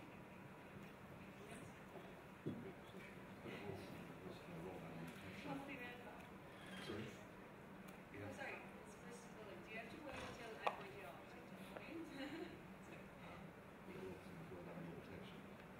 I know can hunting takes place in South Africa, takes place Can you? South Africa. Can hunting takes place in South Africa, takes place in Texas, takes place in Brazil. But basic facts are the animal is kept in an enclosed environment. Obviously looking at the detail, looking at the specifics, getting data, definite data, but my understanding is the enclosures are very small. They're wild animals. They're being bred for just killing. Is that acceptable? And it's, to my organisation, it's just commercial exploitation of wild. It's like there's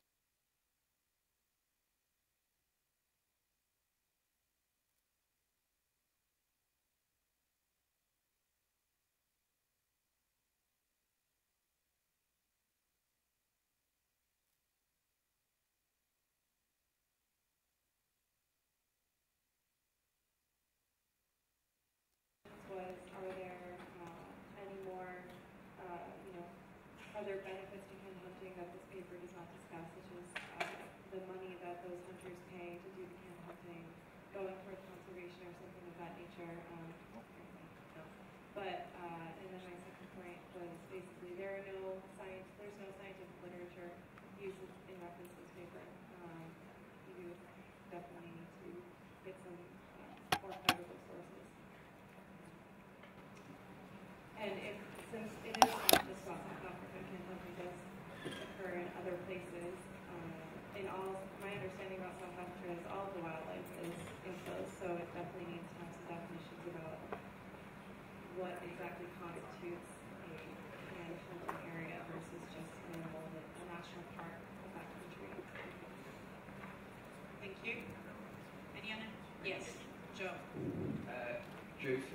IVSA, no, not anymore. IVSA ex officio and also member of the policy committee. I was in part of the gentleman that wrote this. I did give him my opinion, which is slightly more towards South Africa's opinion at least, and asked him to consult with the South African, which he did. Oh, sorry.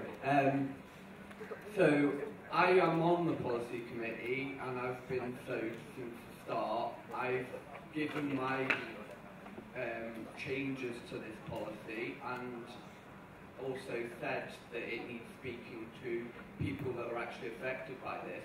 And though I respect that it isn't an ideal scenario for conservation of an animal's genetic diversity, I think people need to bear in mind that if that doesn't happen, the biodiversity will be destroyed, because those landowners need to make a living from that land, and other economic activities that go on are, for example, amarula fruit growing, where they use high levels of pesticides.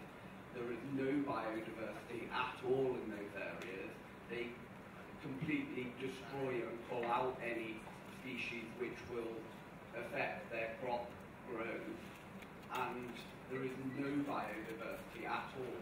And although this is an apex predator, there's plenty of other species that coexist with this that do not get hunted, live a completely wild life, and also a lot of these, not in the case of lions, but for example with zebra, densbok or similar species, once the animal has been hunted, it's actually provided to the local community as a meat source, and the hunter is given the choice to do this.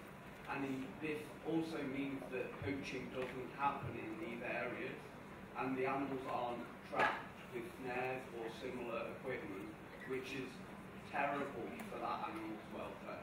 Now, being shot and killed instantaneously with a trained marksman is a much better death as far as I'm concerned than being caught by a snare and dying a slow death, dehydration.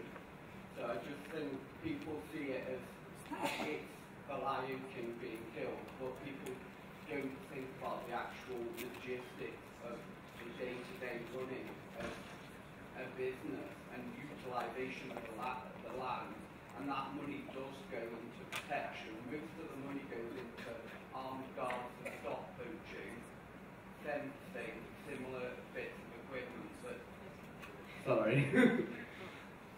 similar bits of equipment that actually, in the overall scheme of it, I personally would never want to hunt an animal, but that animal has lived a life where it's been free of, because they want to maintain these animals at a reasonable standard. There are plenty, and it isn't great genetic diversity, but people need to think of the impact of other parts of the industry and what it has, because these people still need to make a living, and the local people need to eat, so they need the source, and there's plenty of subsidiary feeding of these animals so that they don't die of when there is droughts and other similar natural disasters. Thank you. Okay. Anything else? I just have to check if someone else wants to talk first. Okay, Avi.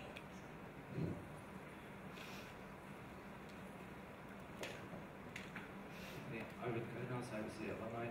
I think it's also very important to just think about the broader picture in history of humankind. But whenever we found an animal or species that was beneficial to our survival, we changed the entire course of its existence, like bovines, equines, etc.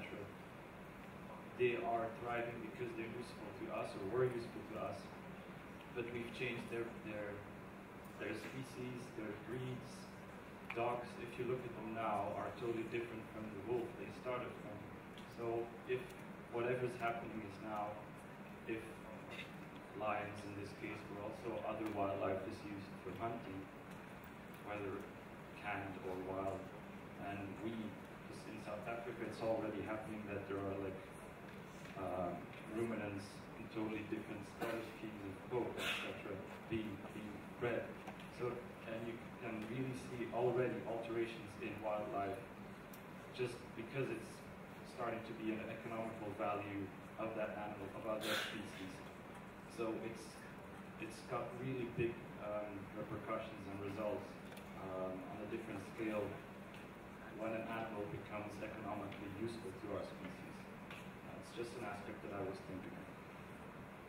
Thank you. Anyone else?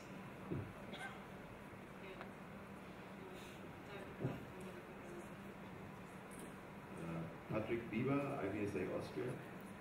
I would like to say that this policy paper I would really not publish, and if we do something like it, I would rather do it as a statement or as an information paper.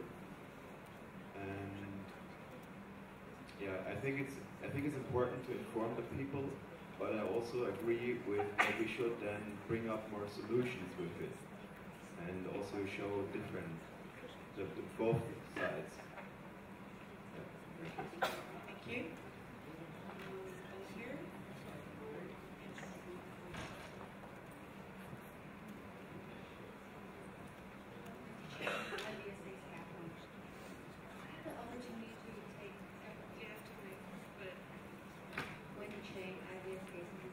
So I had an opportunity to take part in a 2-week conservation medicine class in somewhere in South Africa.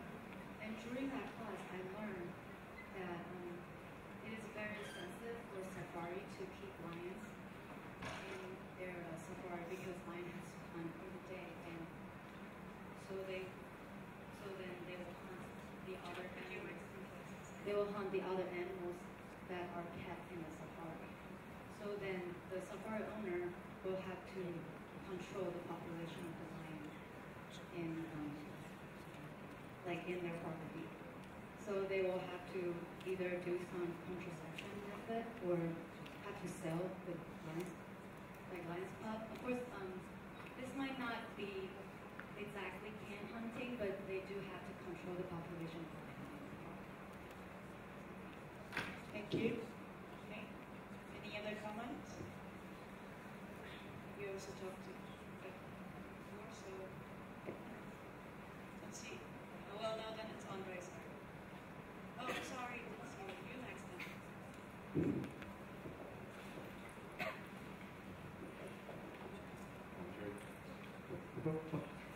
Andre to IVSA School. So it's being hunter myself. I must say that I think it's really vital to distinguish the term can hunting generally.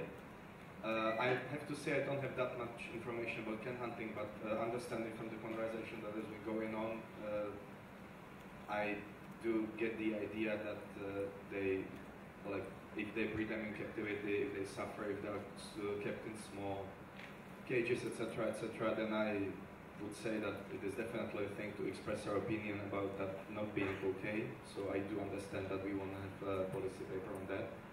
And I also do understand that we probably can't bring too many solutions, because I would say that the main idea behind policy paper would be just to express that we, as vet students, generally don't agree with the idea of lion being in a cage, not being able, for example, to even turn around and just waiting there for a moment when they actually put it in a bush and then release it 10 seconds before it's killed. I don't know if that's the case. I'm just saying, like, as I know hunters, I know that that could be a thing. So if this is can hunting, then I would say definitely write a paper saying that can hunting is not okay.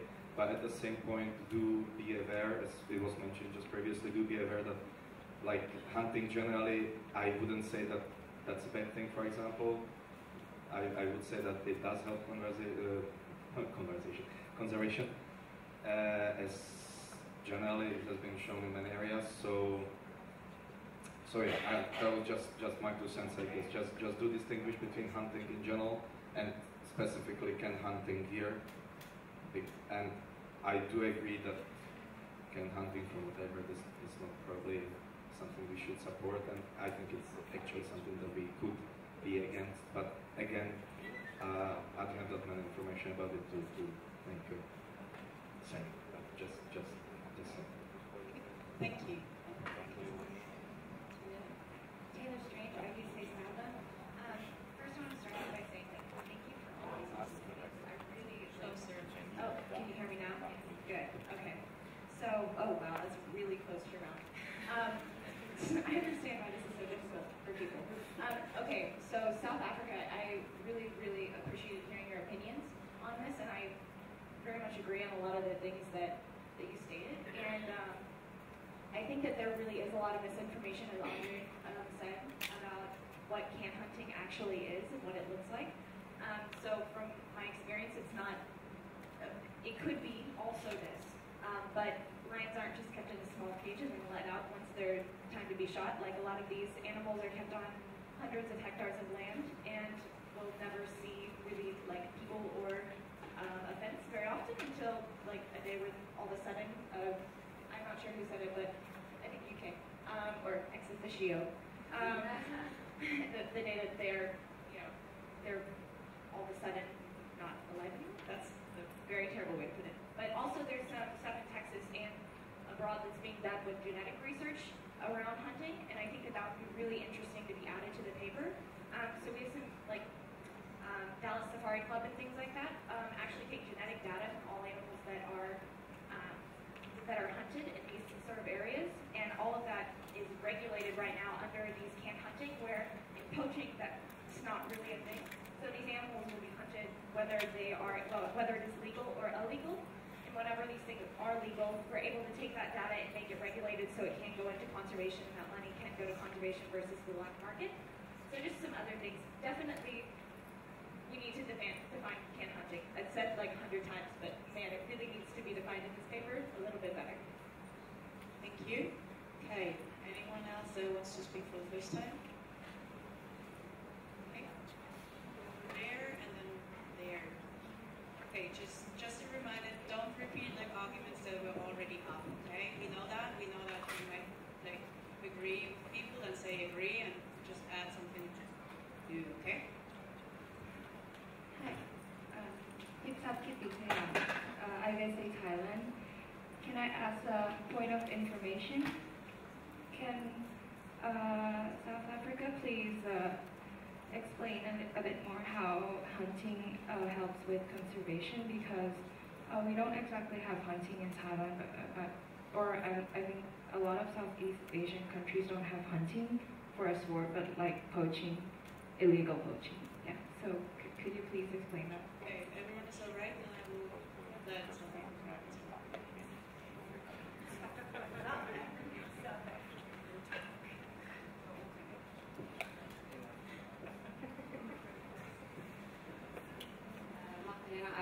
IVSA South Africa.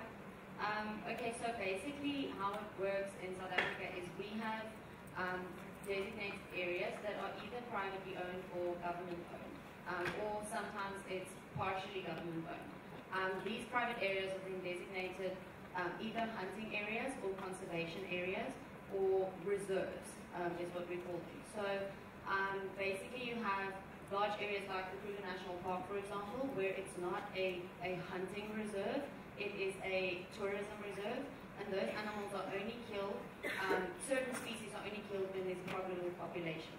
So, for example, they do have to control the population of elephants because they are just too many for the amount of space that's available.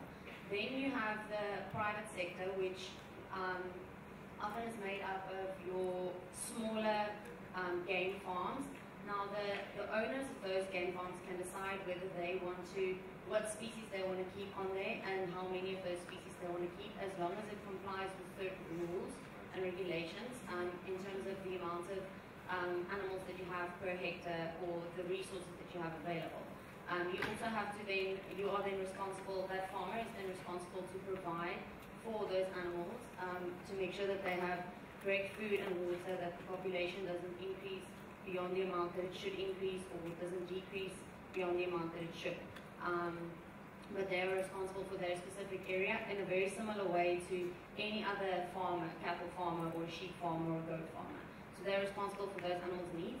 Those animals are then hunted. So hunters come in from both South Africa as well as countries from all around the world, and they can then pay according to what exactly they hunt. So if they want to just hunt a specific buck or antelope, then they only pay for that specific animal that they shoot. Those products they can then choose whether they want to keep the products from that animal or whether they want to donate that to the communities. So often your antelope and animals that are regularly eaten by humans, those animals are often converted to meat products and leather products and skin products. And your lions, sometimes the products are taken overseas to where they are. Other times, hunters just, I'm not sure what else they do with it, but any products, like all the products from these animals get used in the end. Most of it gets either donated to the communities or it gets converted to usable products and the money gets donated to the communities or the workers on that specific farm. You also get farms that have, for example, the Big Five and farms that don't. So you have to get specific licenses to keep any indigenous animals on there. So, for example, your predators especially, if you want to keep any predator animals, you have to get specific licenses for it. You have to comply with certain requirements. So that's quite important. And those farms get quite well regulated, even though it is legal to do canned lion hunting. As far as we're concerned, well, as far as our knowledge goes, the environment is still well controlled that these animals are kept in. So the humans still have to comply with those specific requirements. I don't know if that answers all the questions, but okay. Thank you. Good. So we had Anna for the first time. Anyone else for the first time? Okay, this I'm sorry. That's it. Anna.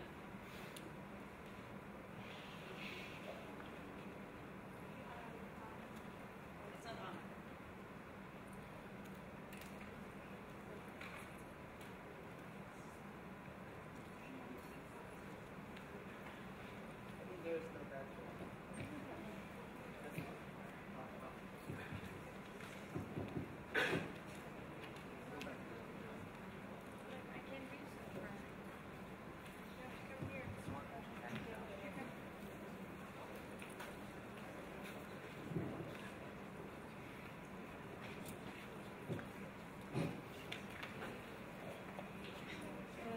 Okay, thank you.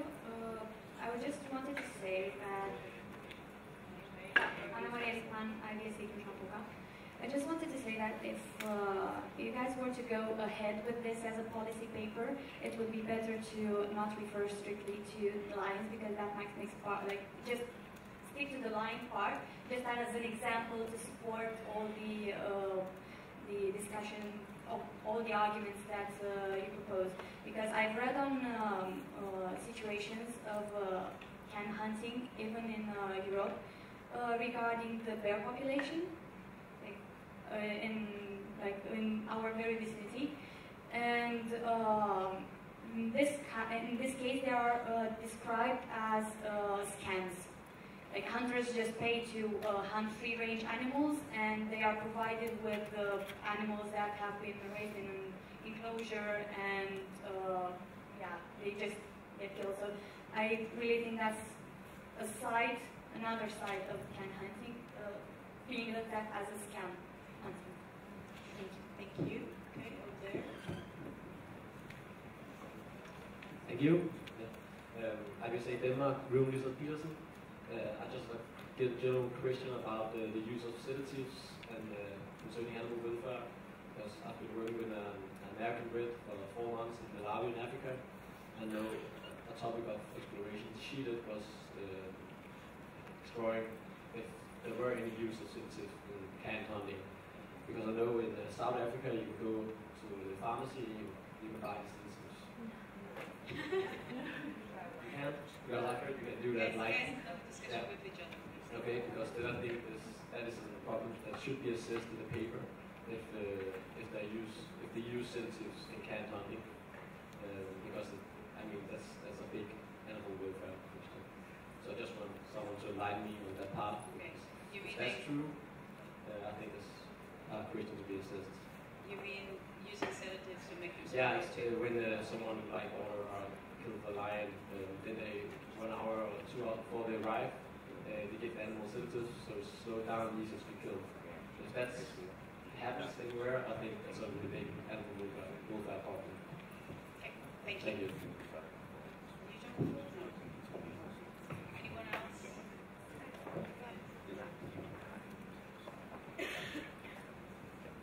Perry Taylor, IVSA SABMA. It seems like there are like many animal welfare specific issues like bio-bear farming, or we learned about the cows in India today.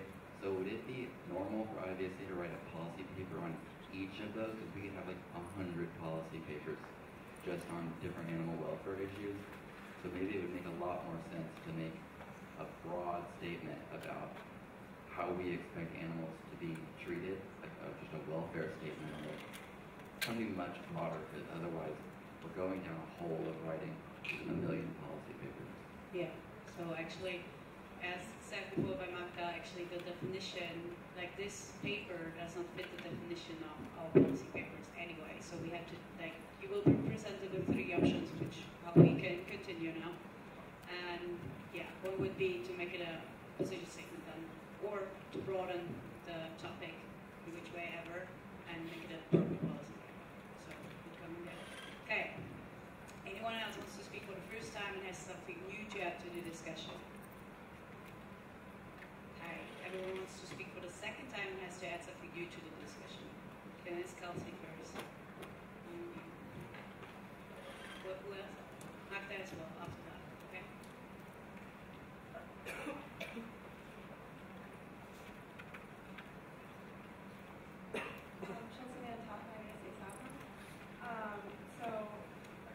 The one thing listening to Joe about 10 or 15 minutes ago, talking about the animal welfare of the animals used in can hunting and how they were treated very well until that moment where they're not. I think if this does become an animal welfare position statement, we're just going to have to consider the idea of sacrificing one animal's animal welfare for another for the greater good, or what we consider to be the greater good, and whether it's actually doing its best for the conservation of that animal or for the community, and not even the conservation of that animal itself, but at least providing protein for the community for that one time, and how many hunters actually choose that route and give that meat to the local community instead of bringing it home as a trophy. So I think we're going to have trouble with it.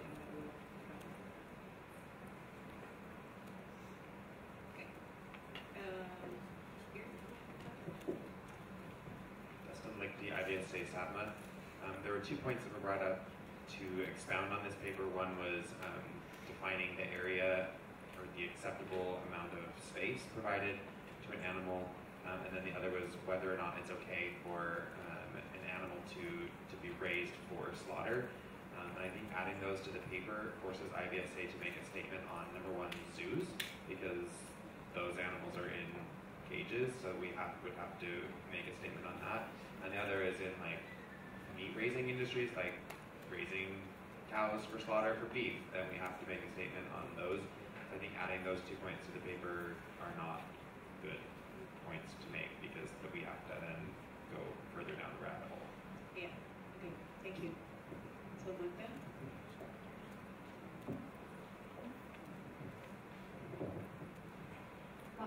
IVSA South Africa.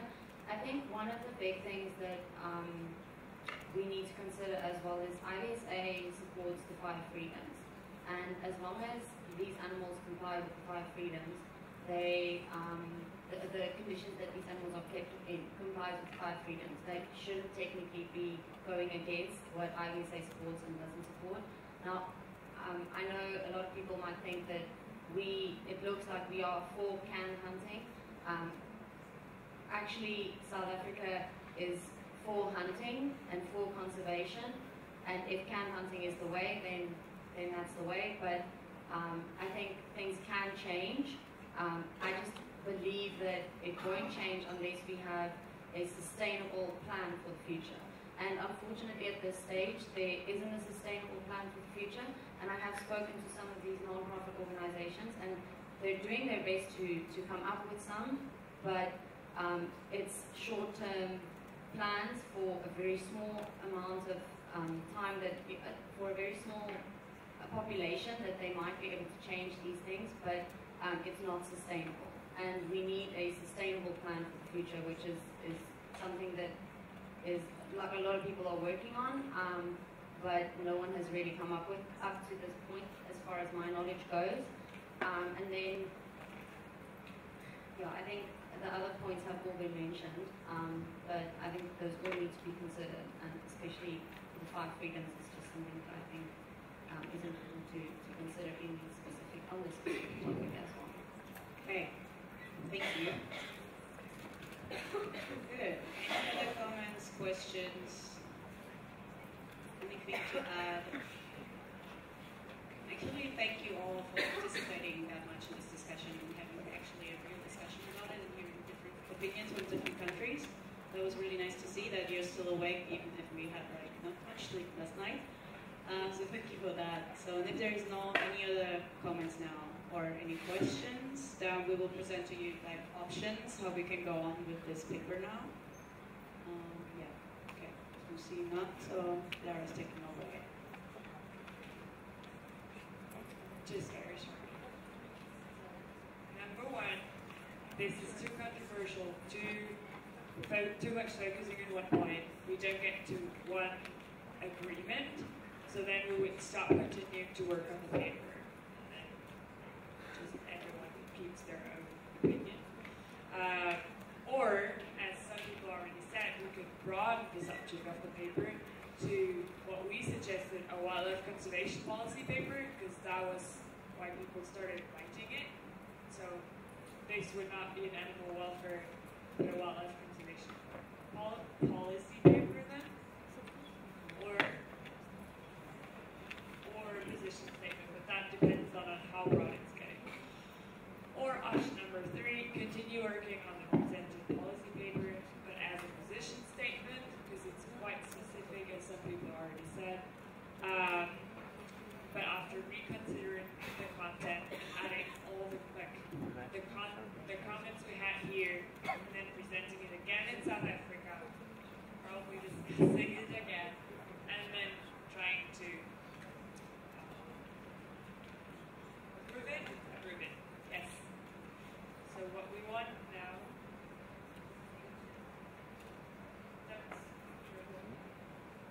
okay. So, either way, if you choose option 2 or 3, the committee coordinator is suggesting that all those who had amazing comments right now that really needs to be added and that we want to have there, that you're sending me those to the committee's IVSA.org email address, and then I'll have a meeting. I'll look through all the answers, all the suggestions you had, and then we'll have a meeting with the working group of policies, myself, and those people who had the most value, like the best comments, and then continue working on this paper until South Africa. And please before the 1st of September. Good, so you know the options. As we're not going to vote on it, so I'm kind of asking you to we're making an unofficially raising hands to just see what you would prefer to do. So this is unofficially, so we're not voting, okay? It's just to see how we're going on from here, okay? Everyone can, not per country, everyone. It's for everyone, individually.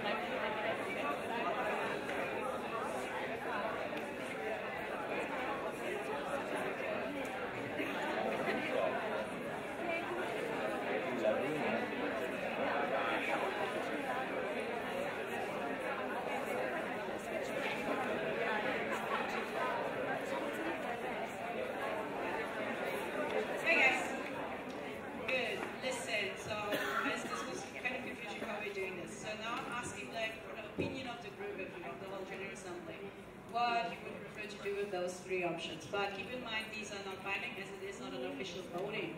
So if it turns out that they're going back and discussing the paper and they came up with a different solution that makes work better, so they may adapt whatever you choose now. So because we are only discussing this paper, we just want to see what you would prefer to do, and then they will see if they can make it happen this way. Is that fine? Is that clearly understood by everyone? So each of you can then now raise their hand. Any comment? Any question? Okay.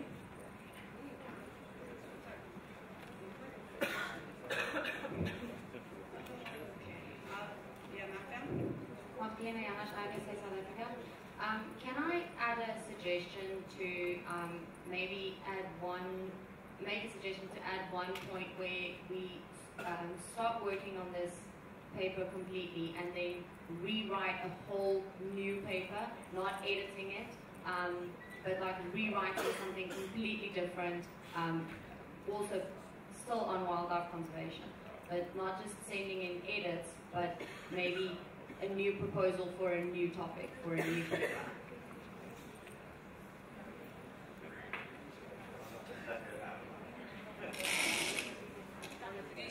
IVSA Exco. So then I would suggest, if that is going to be a suggestion, vote for option 1, and then still send in your comments and questions, and then let the working group on policies next year look into what's the best fitting subject for the new paper.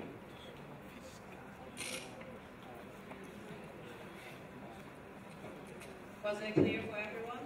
So if you want that to be totally deleted and not even like as a base of any further like future paper or statement, you go for 1, and then you still send in your comments, and the comments are actually in our minutes. Whatever was said here is in our minutes. So the policy, the committee on the policy papers, they will get those minutes as well, and they have those comments as well. And as we see that something is like you want something to be written, like a policy paper or statement on it, so they're going to work on it. If you voted like totally down. Okay? Clear?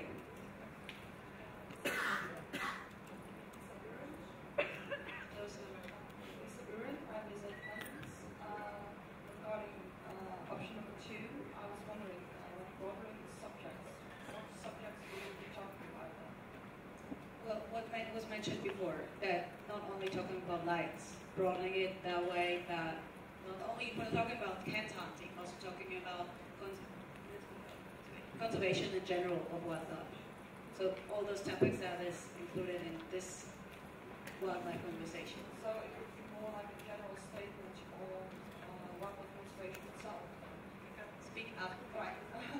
So it would be more like a general statement of wildlife conservation itself. It would be a policy paper on wildlife conservation, yes. Or a position statement, but position statement, okay, different also between the policy paper and a position statement. Policy paper needs to be approved by you guys. Position statements can be approved only, like, can the EXCO approve already, because it's normally specific for a specific day, like, if, well, animal protect the world animal or something. So it's like, this can be approved by EXCO, so you might not see it again. So just to make it clear whether it's the statement or what's the policy paper, okay? Okay, any other question now? What are we doing right now?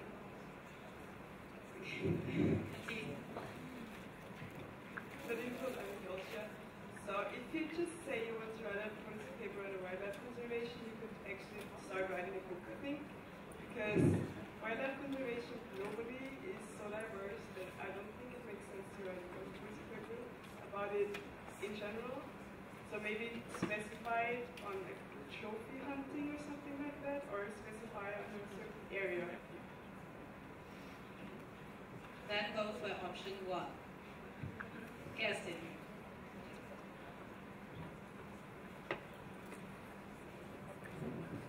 So I would like to ask you to clarify the voting, because it's unofficially, but as EXCO, and as alumni, and as an observatory member, we cannot vote.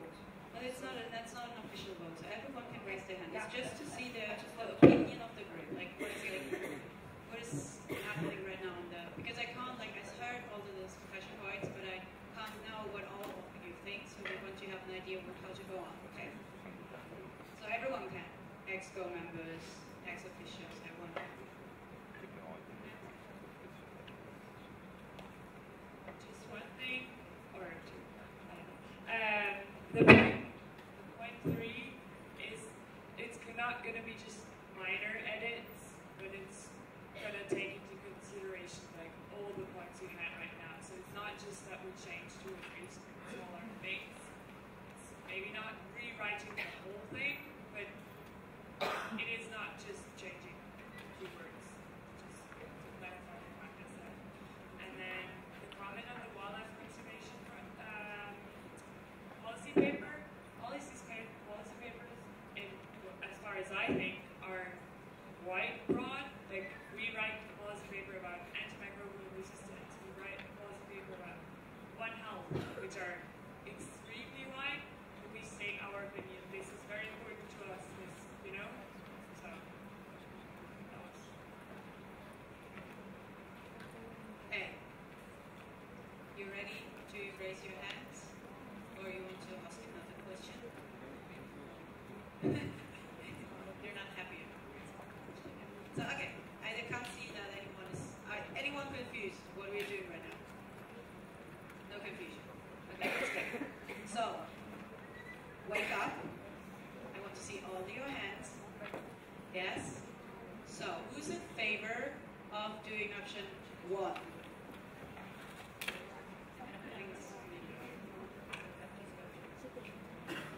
Okay?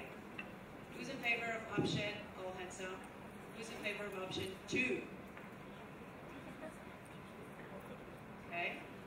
Next now. Who's in favor of option 3? Okay. Good. Now we go with option 1. So this whole paper is going to be deleted, and I guess you guys want that we start from the beginning, from the scratch.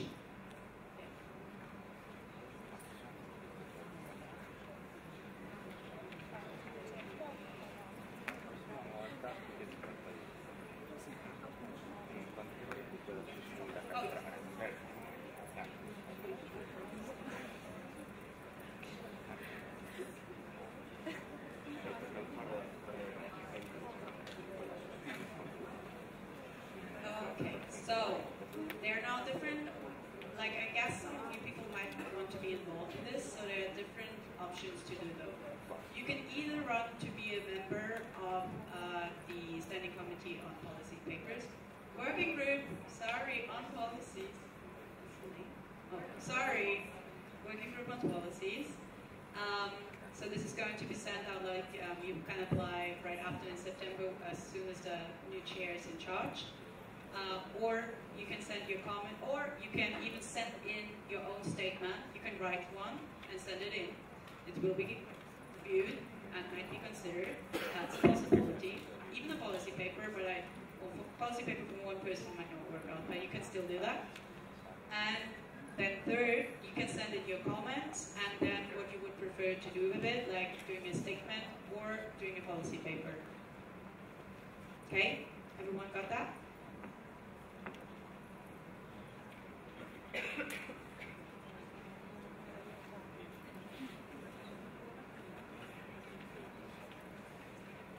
So just a reminder, if you run for a member to become a member of the committee of the working group. Okay, again. If you apply to become a member of the working group, you're obviously not only working on this position paper or statement, whatever it's going to be. There will be others as well. Just a reminder, so you not think that you only apply to working on this. Okay? Everything's clear. Good. Right. Okay.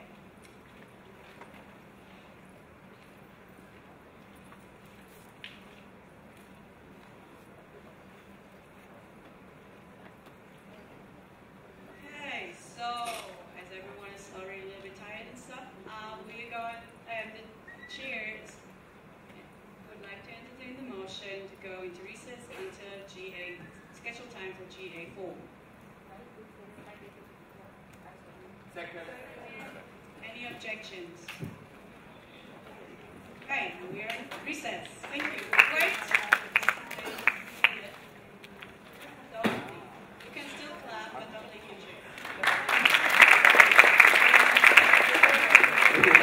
Thanks, guys. So we have a few announcements. I think Delna's still outside. If someone can help me go call Delna, please. Delna has a few some announcements.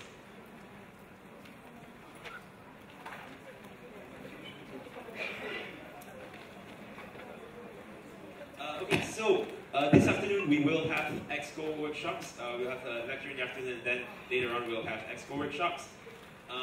Let me just explain a little bit real quickly.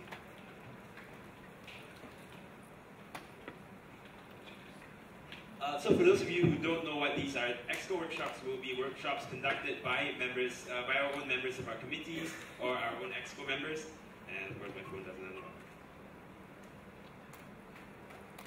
And we will have, alright, there are going to be 6 workshops, 6 Exco workshops. This is going to be in the afternoon, I think, or something, it's in your itinerary. The 6 workshops are, Workshop 1 is going to be conducted by SCOVE and SCOVI, so the Standing Committee on One Health and the Standing Committee on Veterinary Education. That's going to be one workshop. The second workshop is going to be held by the Standing Committee on Wellness. The third workshop is going to be held by the Standing Committee on Animal Welfare. The fourth workshop is going to be held by the Working Group on Alumni.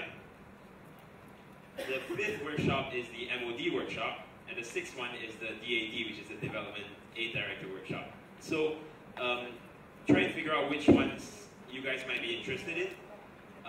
We'll tell you a little bit more details later with more specifics of what these workshops are going to be like. But yeah, just so you guys know, there are going to be 6 Exco workshops. Think about which ones you want to go to. Yeah, so let's start thinking about that. Okay, one second.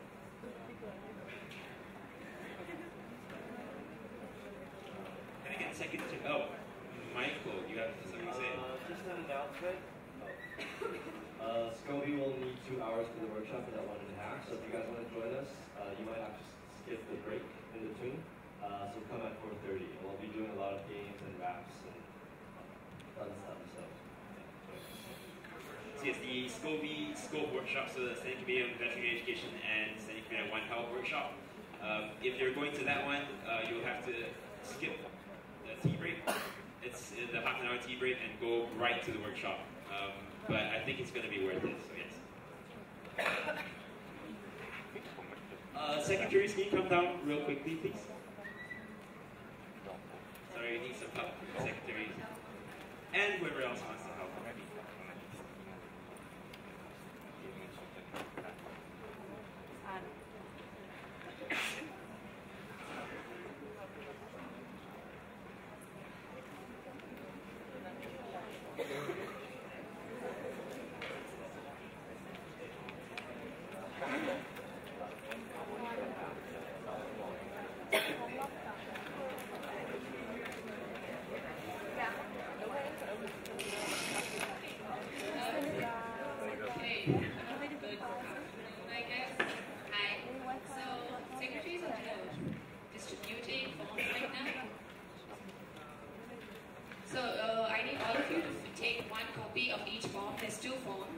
You'll have to take 1 copy of each, fill it up, whatever you can, and submit it back to me. I will be at the DAD table, along with a copy of your passport or your student ID. Is that simple enough, or should I explain it again? So fill up the form, both of them, give them to me with a copy of your passport or student ID. Cool? And if there's other delegates from your country who aren't here, take a copy of the form for them as well. Yes? It could, yeah, you can email it. Yeah, okay, so if you all have only a soft copy, guys, if you have only a soft copy of your travel documents, you can email it to the IVSA email, but as the subject, just put it as attention Delna. ATTN, and put my name there so I know it's an email for me and not another division. Okay? And yeah, just take forms for your delegates volunteer. Yes?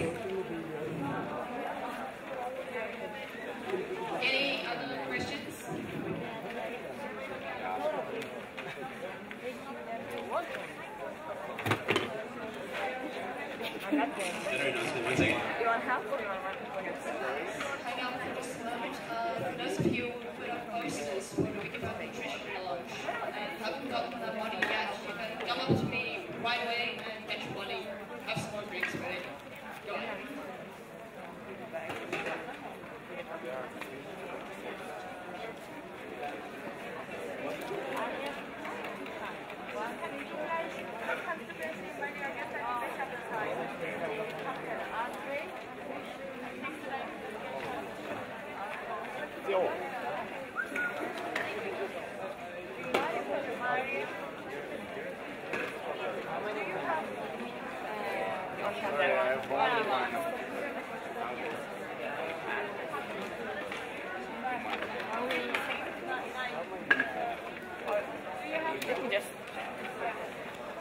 Oh, okay, sorry guys. I just got a message. There are a few announcements we need to make. Again, this is from the OC, okay? First announcement. Yeah, okay.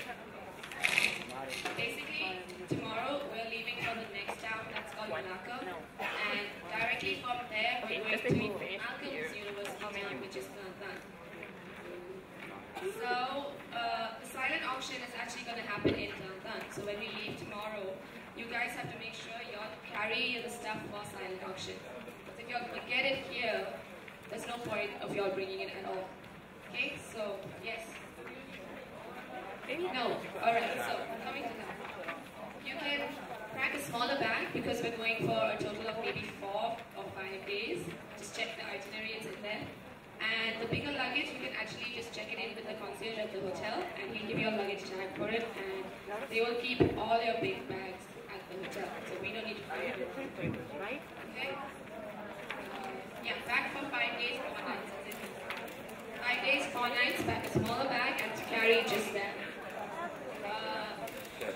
So, Malacca is basically like a very touristy place. It's got a lot of like, guys, it's like a really long announcement. It's gonna take a little while. Okay, so Malacca is basically like a touristy place where you don't need cars as much to walk around, to get about, because all of the stuff is concentrated in like one area. So you can walk around and explore as much as you want. There is tons to see there. And there's a lot of food there. The food is really good, but mostly street food. And we're going to be staying in a bunch of different hotels in Malacca because they don't have one hotel big enough to fit all of us. So we've booked a few hotels, but keep in mind, they're not like super fancy hotels. They're like dorms and youth hostels and basically budget hotels because we're in Malacca just for 1 night. So this is all we could get. And yeah, your roommates would probably change because we've shuffled you guys up. So yeah, if you don't like your roommates, good for you. So yeah, even I haven't seen the list as yet, so I can't tell you who your roommate is because the list we had to change it last night. Fun.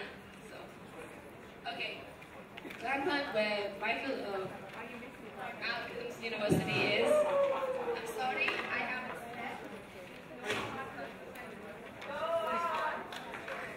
Okay, so Kelantan is kind of a more orthodox place than where we are right now. So, especially the ladies, try and dress a little more conservative.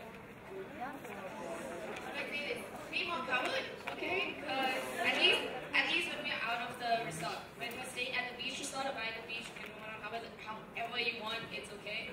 But if we're ever traveling outside, you need to be well dressed, okay?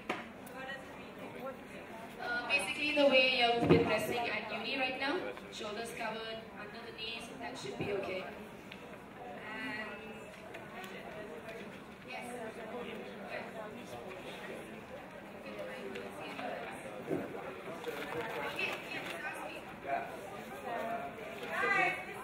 The form it says application for study, so why do we have to fill out this? So don't fill up that part, just fill up your details because the uni needs to keep an official documentation of all the delegates we brought in. Apart from the application form we made you guys fill, they gave this to us only last week and they were like, if you are bringing so many students into the faculty, we need to have records.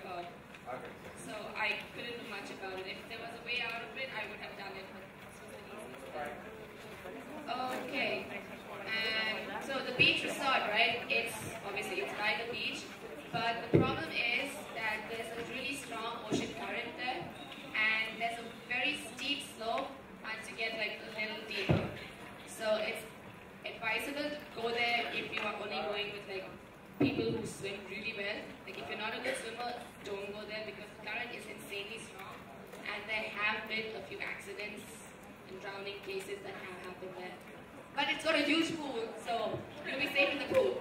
Just don't go into the water because they even have jellyfish there, so you might get stung. Probably will, but okay. And if you guys have motion sickness, y'all should stock up on medicine now because it's almost an 8-hour drive from Malacca to Kelantan. We're doing it overnight, so it's less troublesome and not that hot when we travel. But if you get sick while traveling, carry your motion sickness pills with you. Yes? Yes? Yes, we would. We're humans, we're not robots, we would stop. Right, please carry jackets or sweaters or something to keep yourselves warm because since we're traveling at night and you guys seem to get cold a lot, make sure you'll have like a jacket or something to cover up. Yes, Laura?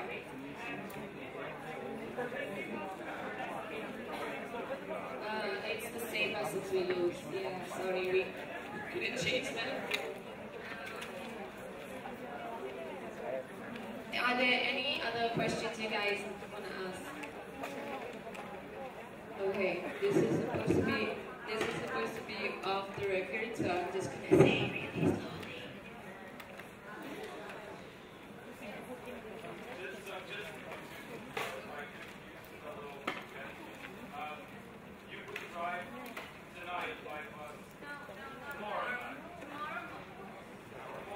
Okay, if you guys had looked at the itinerary, you would know this.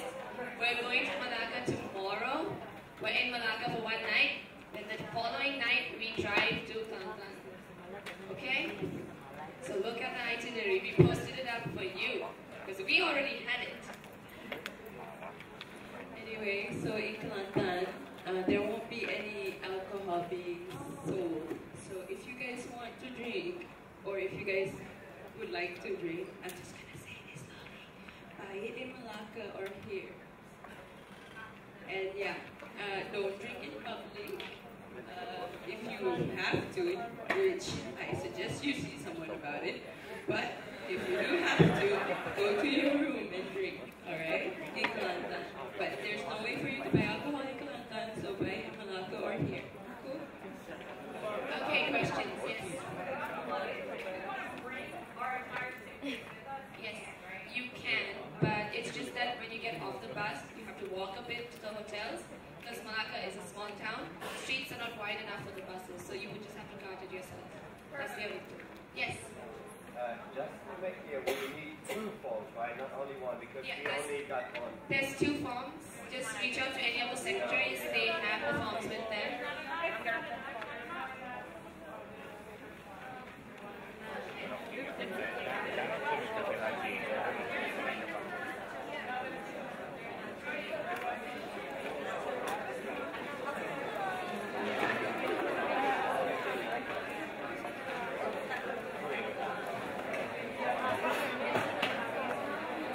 Okay, quickly, any other questions, guys? Because we can go for lunch if you don't have any.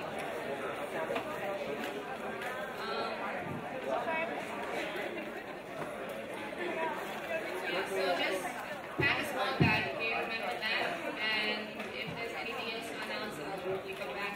But once you fill out these forms, just find me and submit them to me with your passport copy or your student ID copy. Cool. Y'all can go feast. Maria. Yes, sorry, guys. Okay, this you might need. We brought a printer to the front where the DAD table is. So if you have your passport or student copy with you, or student ID with you, and need to make a photocopy of it, you can just find me or Dylan in the front, and we can help you with that. Okay, and if you have a soft copy, email it. Attention. Cool. Yes. Anything else? Okay, if you have any other questions, just ask me. Any usual. And if you need to ask any questions to Mr. Philip Wilson, please feel free to ask him as soon as possible because he leaves pretty soon. Okay? Thanks. Don't forget your stuff for silent auction. It all the way there. Make sure you'll bring silent auction or you have to deal with unpaid. Everyone got two papers.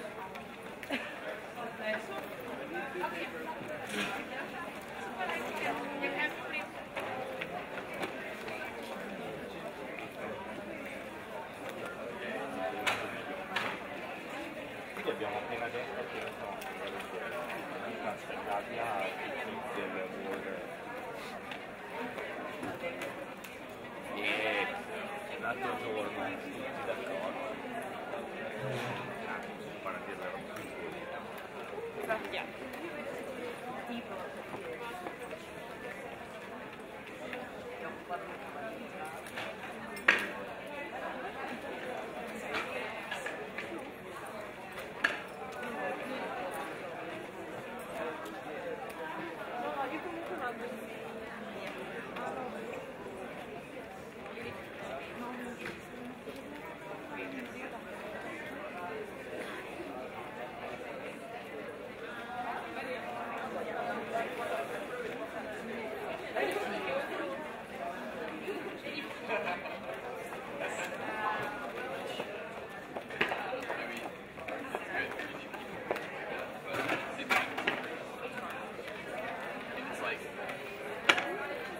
like we were talking about. Anyone seen Finland's flag, the Finnish flag? Anyone kept it? Please, like, bring it.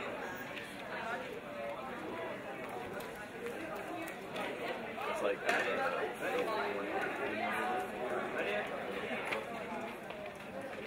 Yeah, and pick up your flags actually. You can have them back.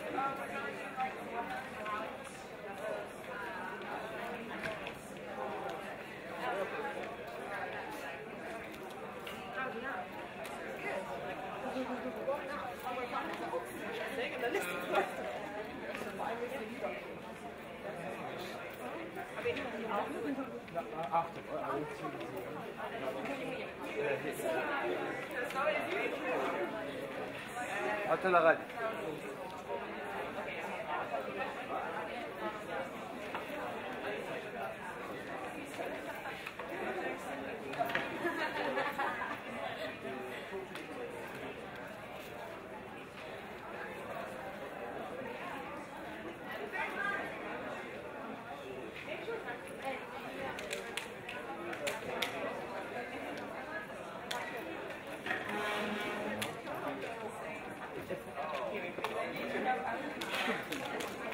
Thank you.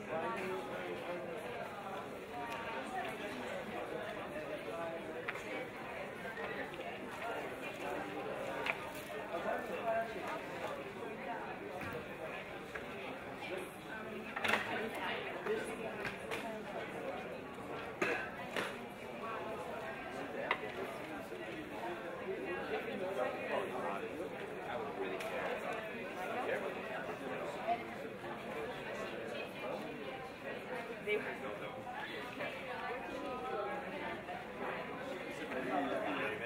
think it's done. I think they just want to have their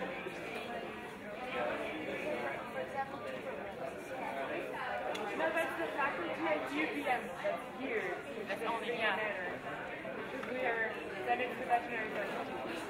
Okay, just video naming. Yeah.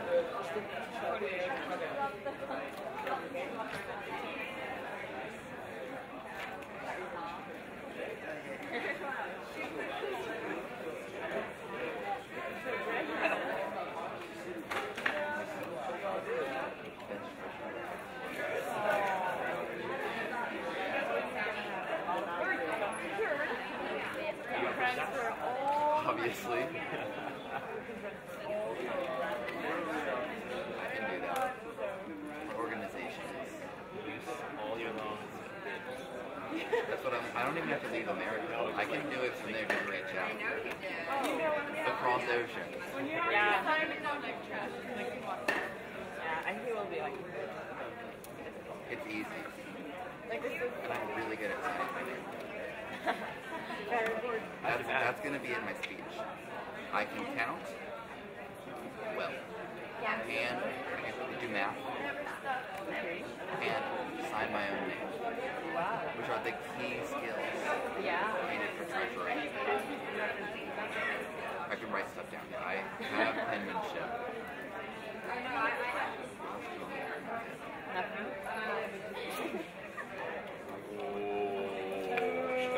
Okay, wow.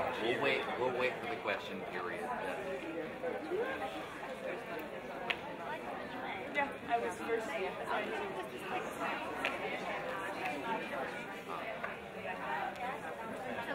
I'm aware what that is.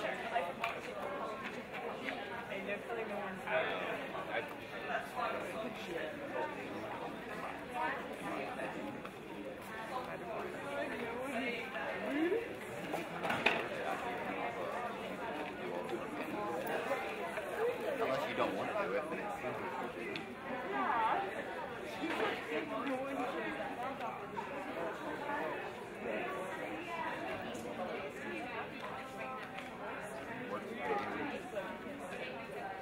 That was the same read as last time. That's what happened to me at SAB. I became chair of my committee. Because they were like, do you want to do it? I'm like, sure. And apparently it's normally like cutthroat. Like people are like hurting each other for it. That's funny. This huge extra thing. Just like, give it to me. Go. Have fun. Someone resigns, so you should go. And well, makes you deserve it. Unless like a lot of other people really like Lucky you. Just have your share. I'm a bad person. So I'm looking forward to the competition. No, I didn't. Sorry, I put white person. White, tall, white first. White, Should I have just described myself? White, tall, male, wears glasses. Good at math. Annoying sometimes. But we have just the contact of the both. I thought that whatever floated my boat, just like whichever parts I liked. I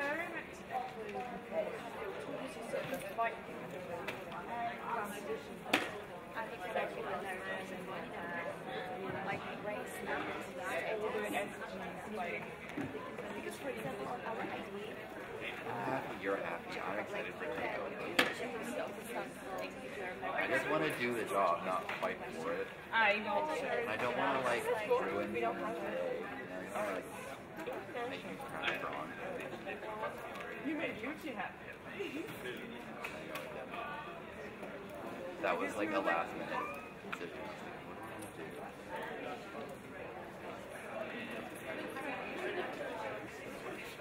What do I want to do?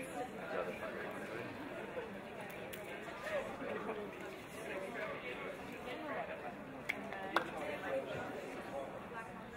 We shall see.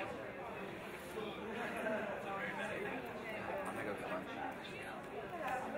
Lunch. if they remember.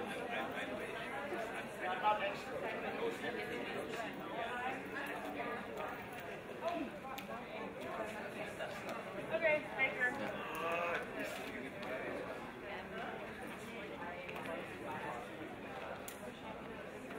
Okay, I'm unraveling this later because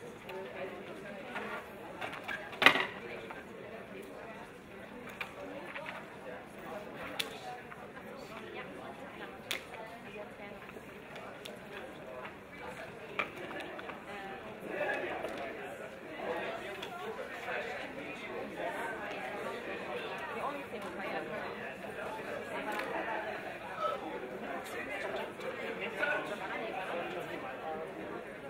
I finished the Friday of like the Congress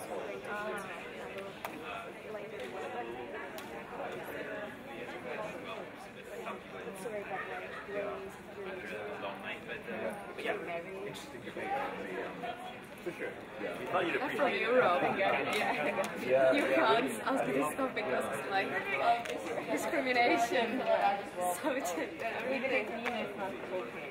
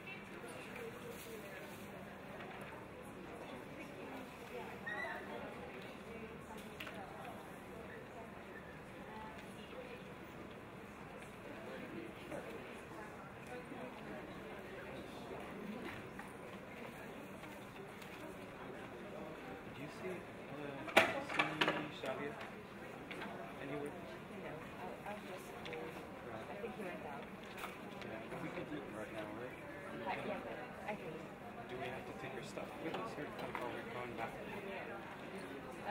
I think they should again here because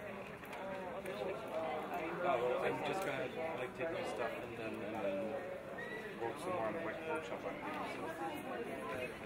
you can leave. I mean, you don't need all your stuff here. Yeah, because I really need to eat now. Yeah. I'm hungry.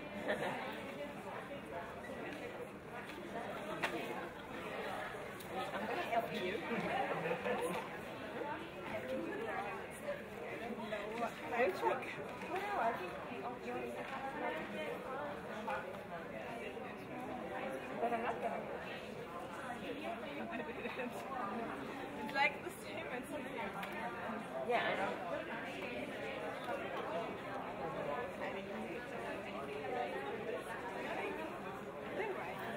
No one's gonna answer. Do you have any? No, we do have, but I don't have it. I will have to Google it. Yeah. But we really don't need it. And even if they don't send them an email, no one. Like, I am happy if I get a reply and one of them someone else is good. No, of course. I don't think it's easy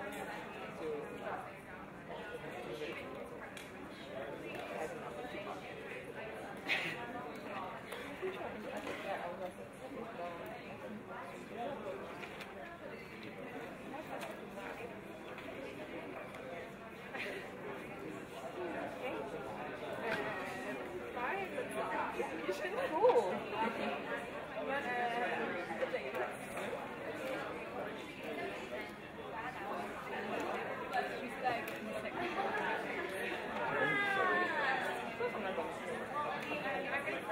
Are you asking or just saying? I'm telling you before you like filling out the application. Only gonna do that.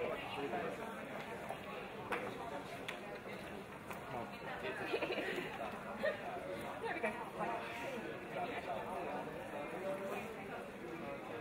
African. Yeah. A little bit like similar to Indian.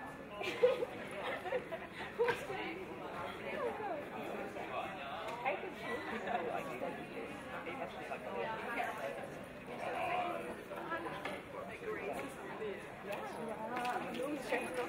I can like, did I really read that? I can finish for you. Why? Germany. It's basically yeah, I'm trying to.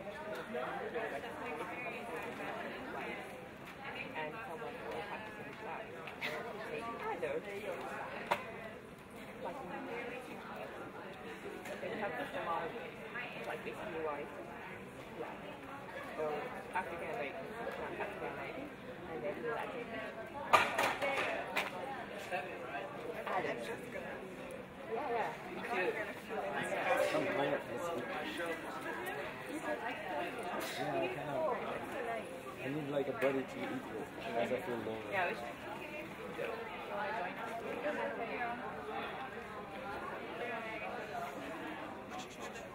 Like, it's back now. I don't know. Are we gonna go? Are we gonna do? Yeah, yeah. I'm gonna give it to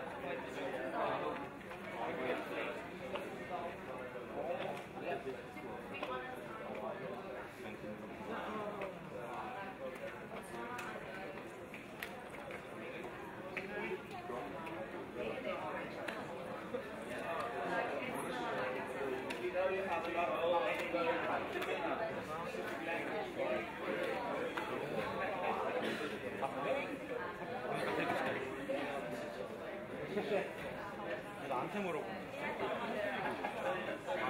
그게 비슷하지. 나한테 물어보는 건데.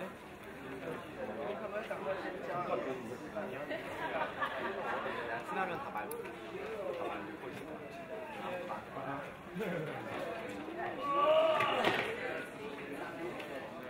네 번째. 내가 옆에.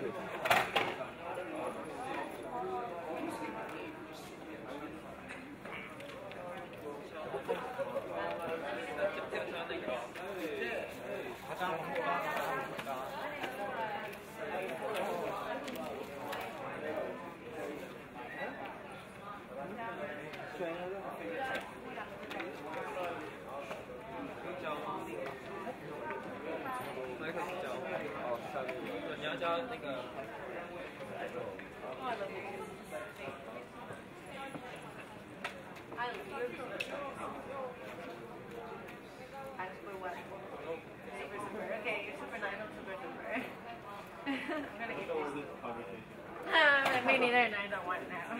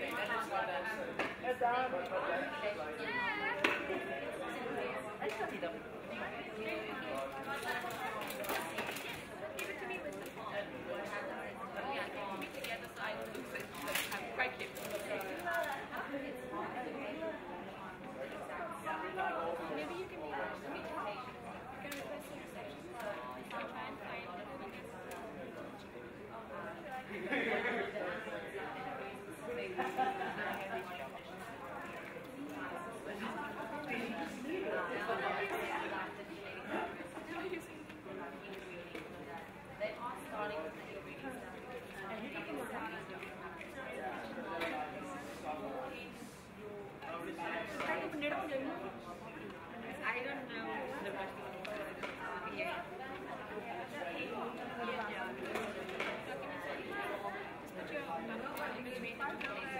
So I don't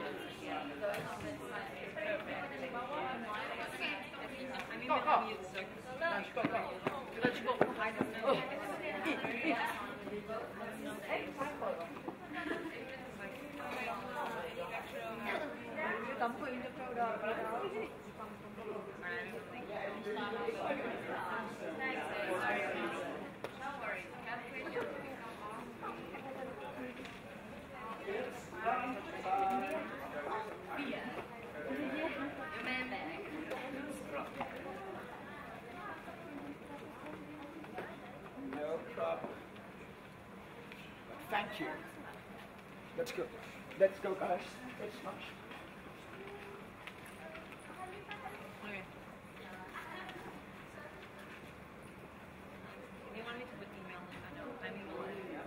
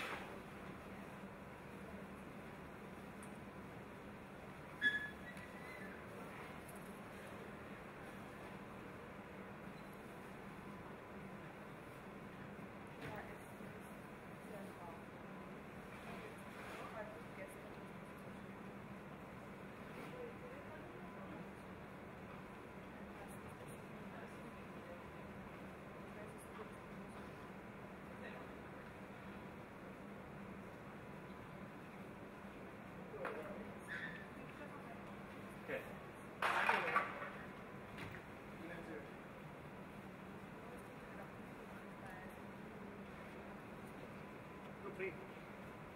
Banyak lagi. Orang ni.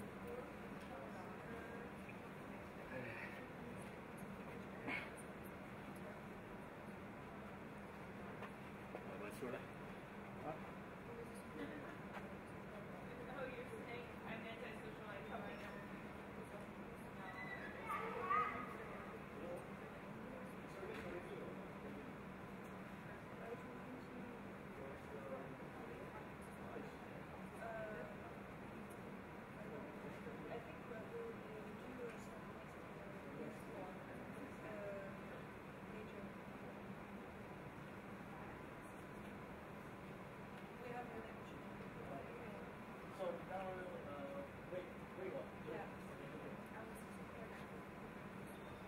Break kejap je. Makan nak break? Orang tu tukar backpack. Boleh ni. Ya, nanti buka. Ya, ya. Senang kan? Ya, pergi sini pula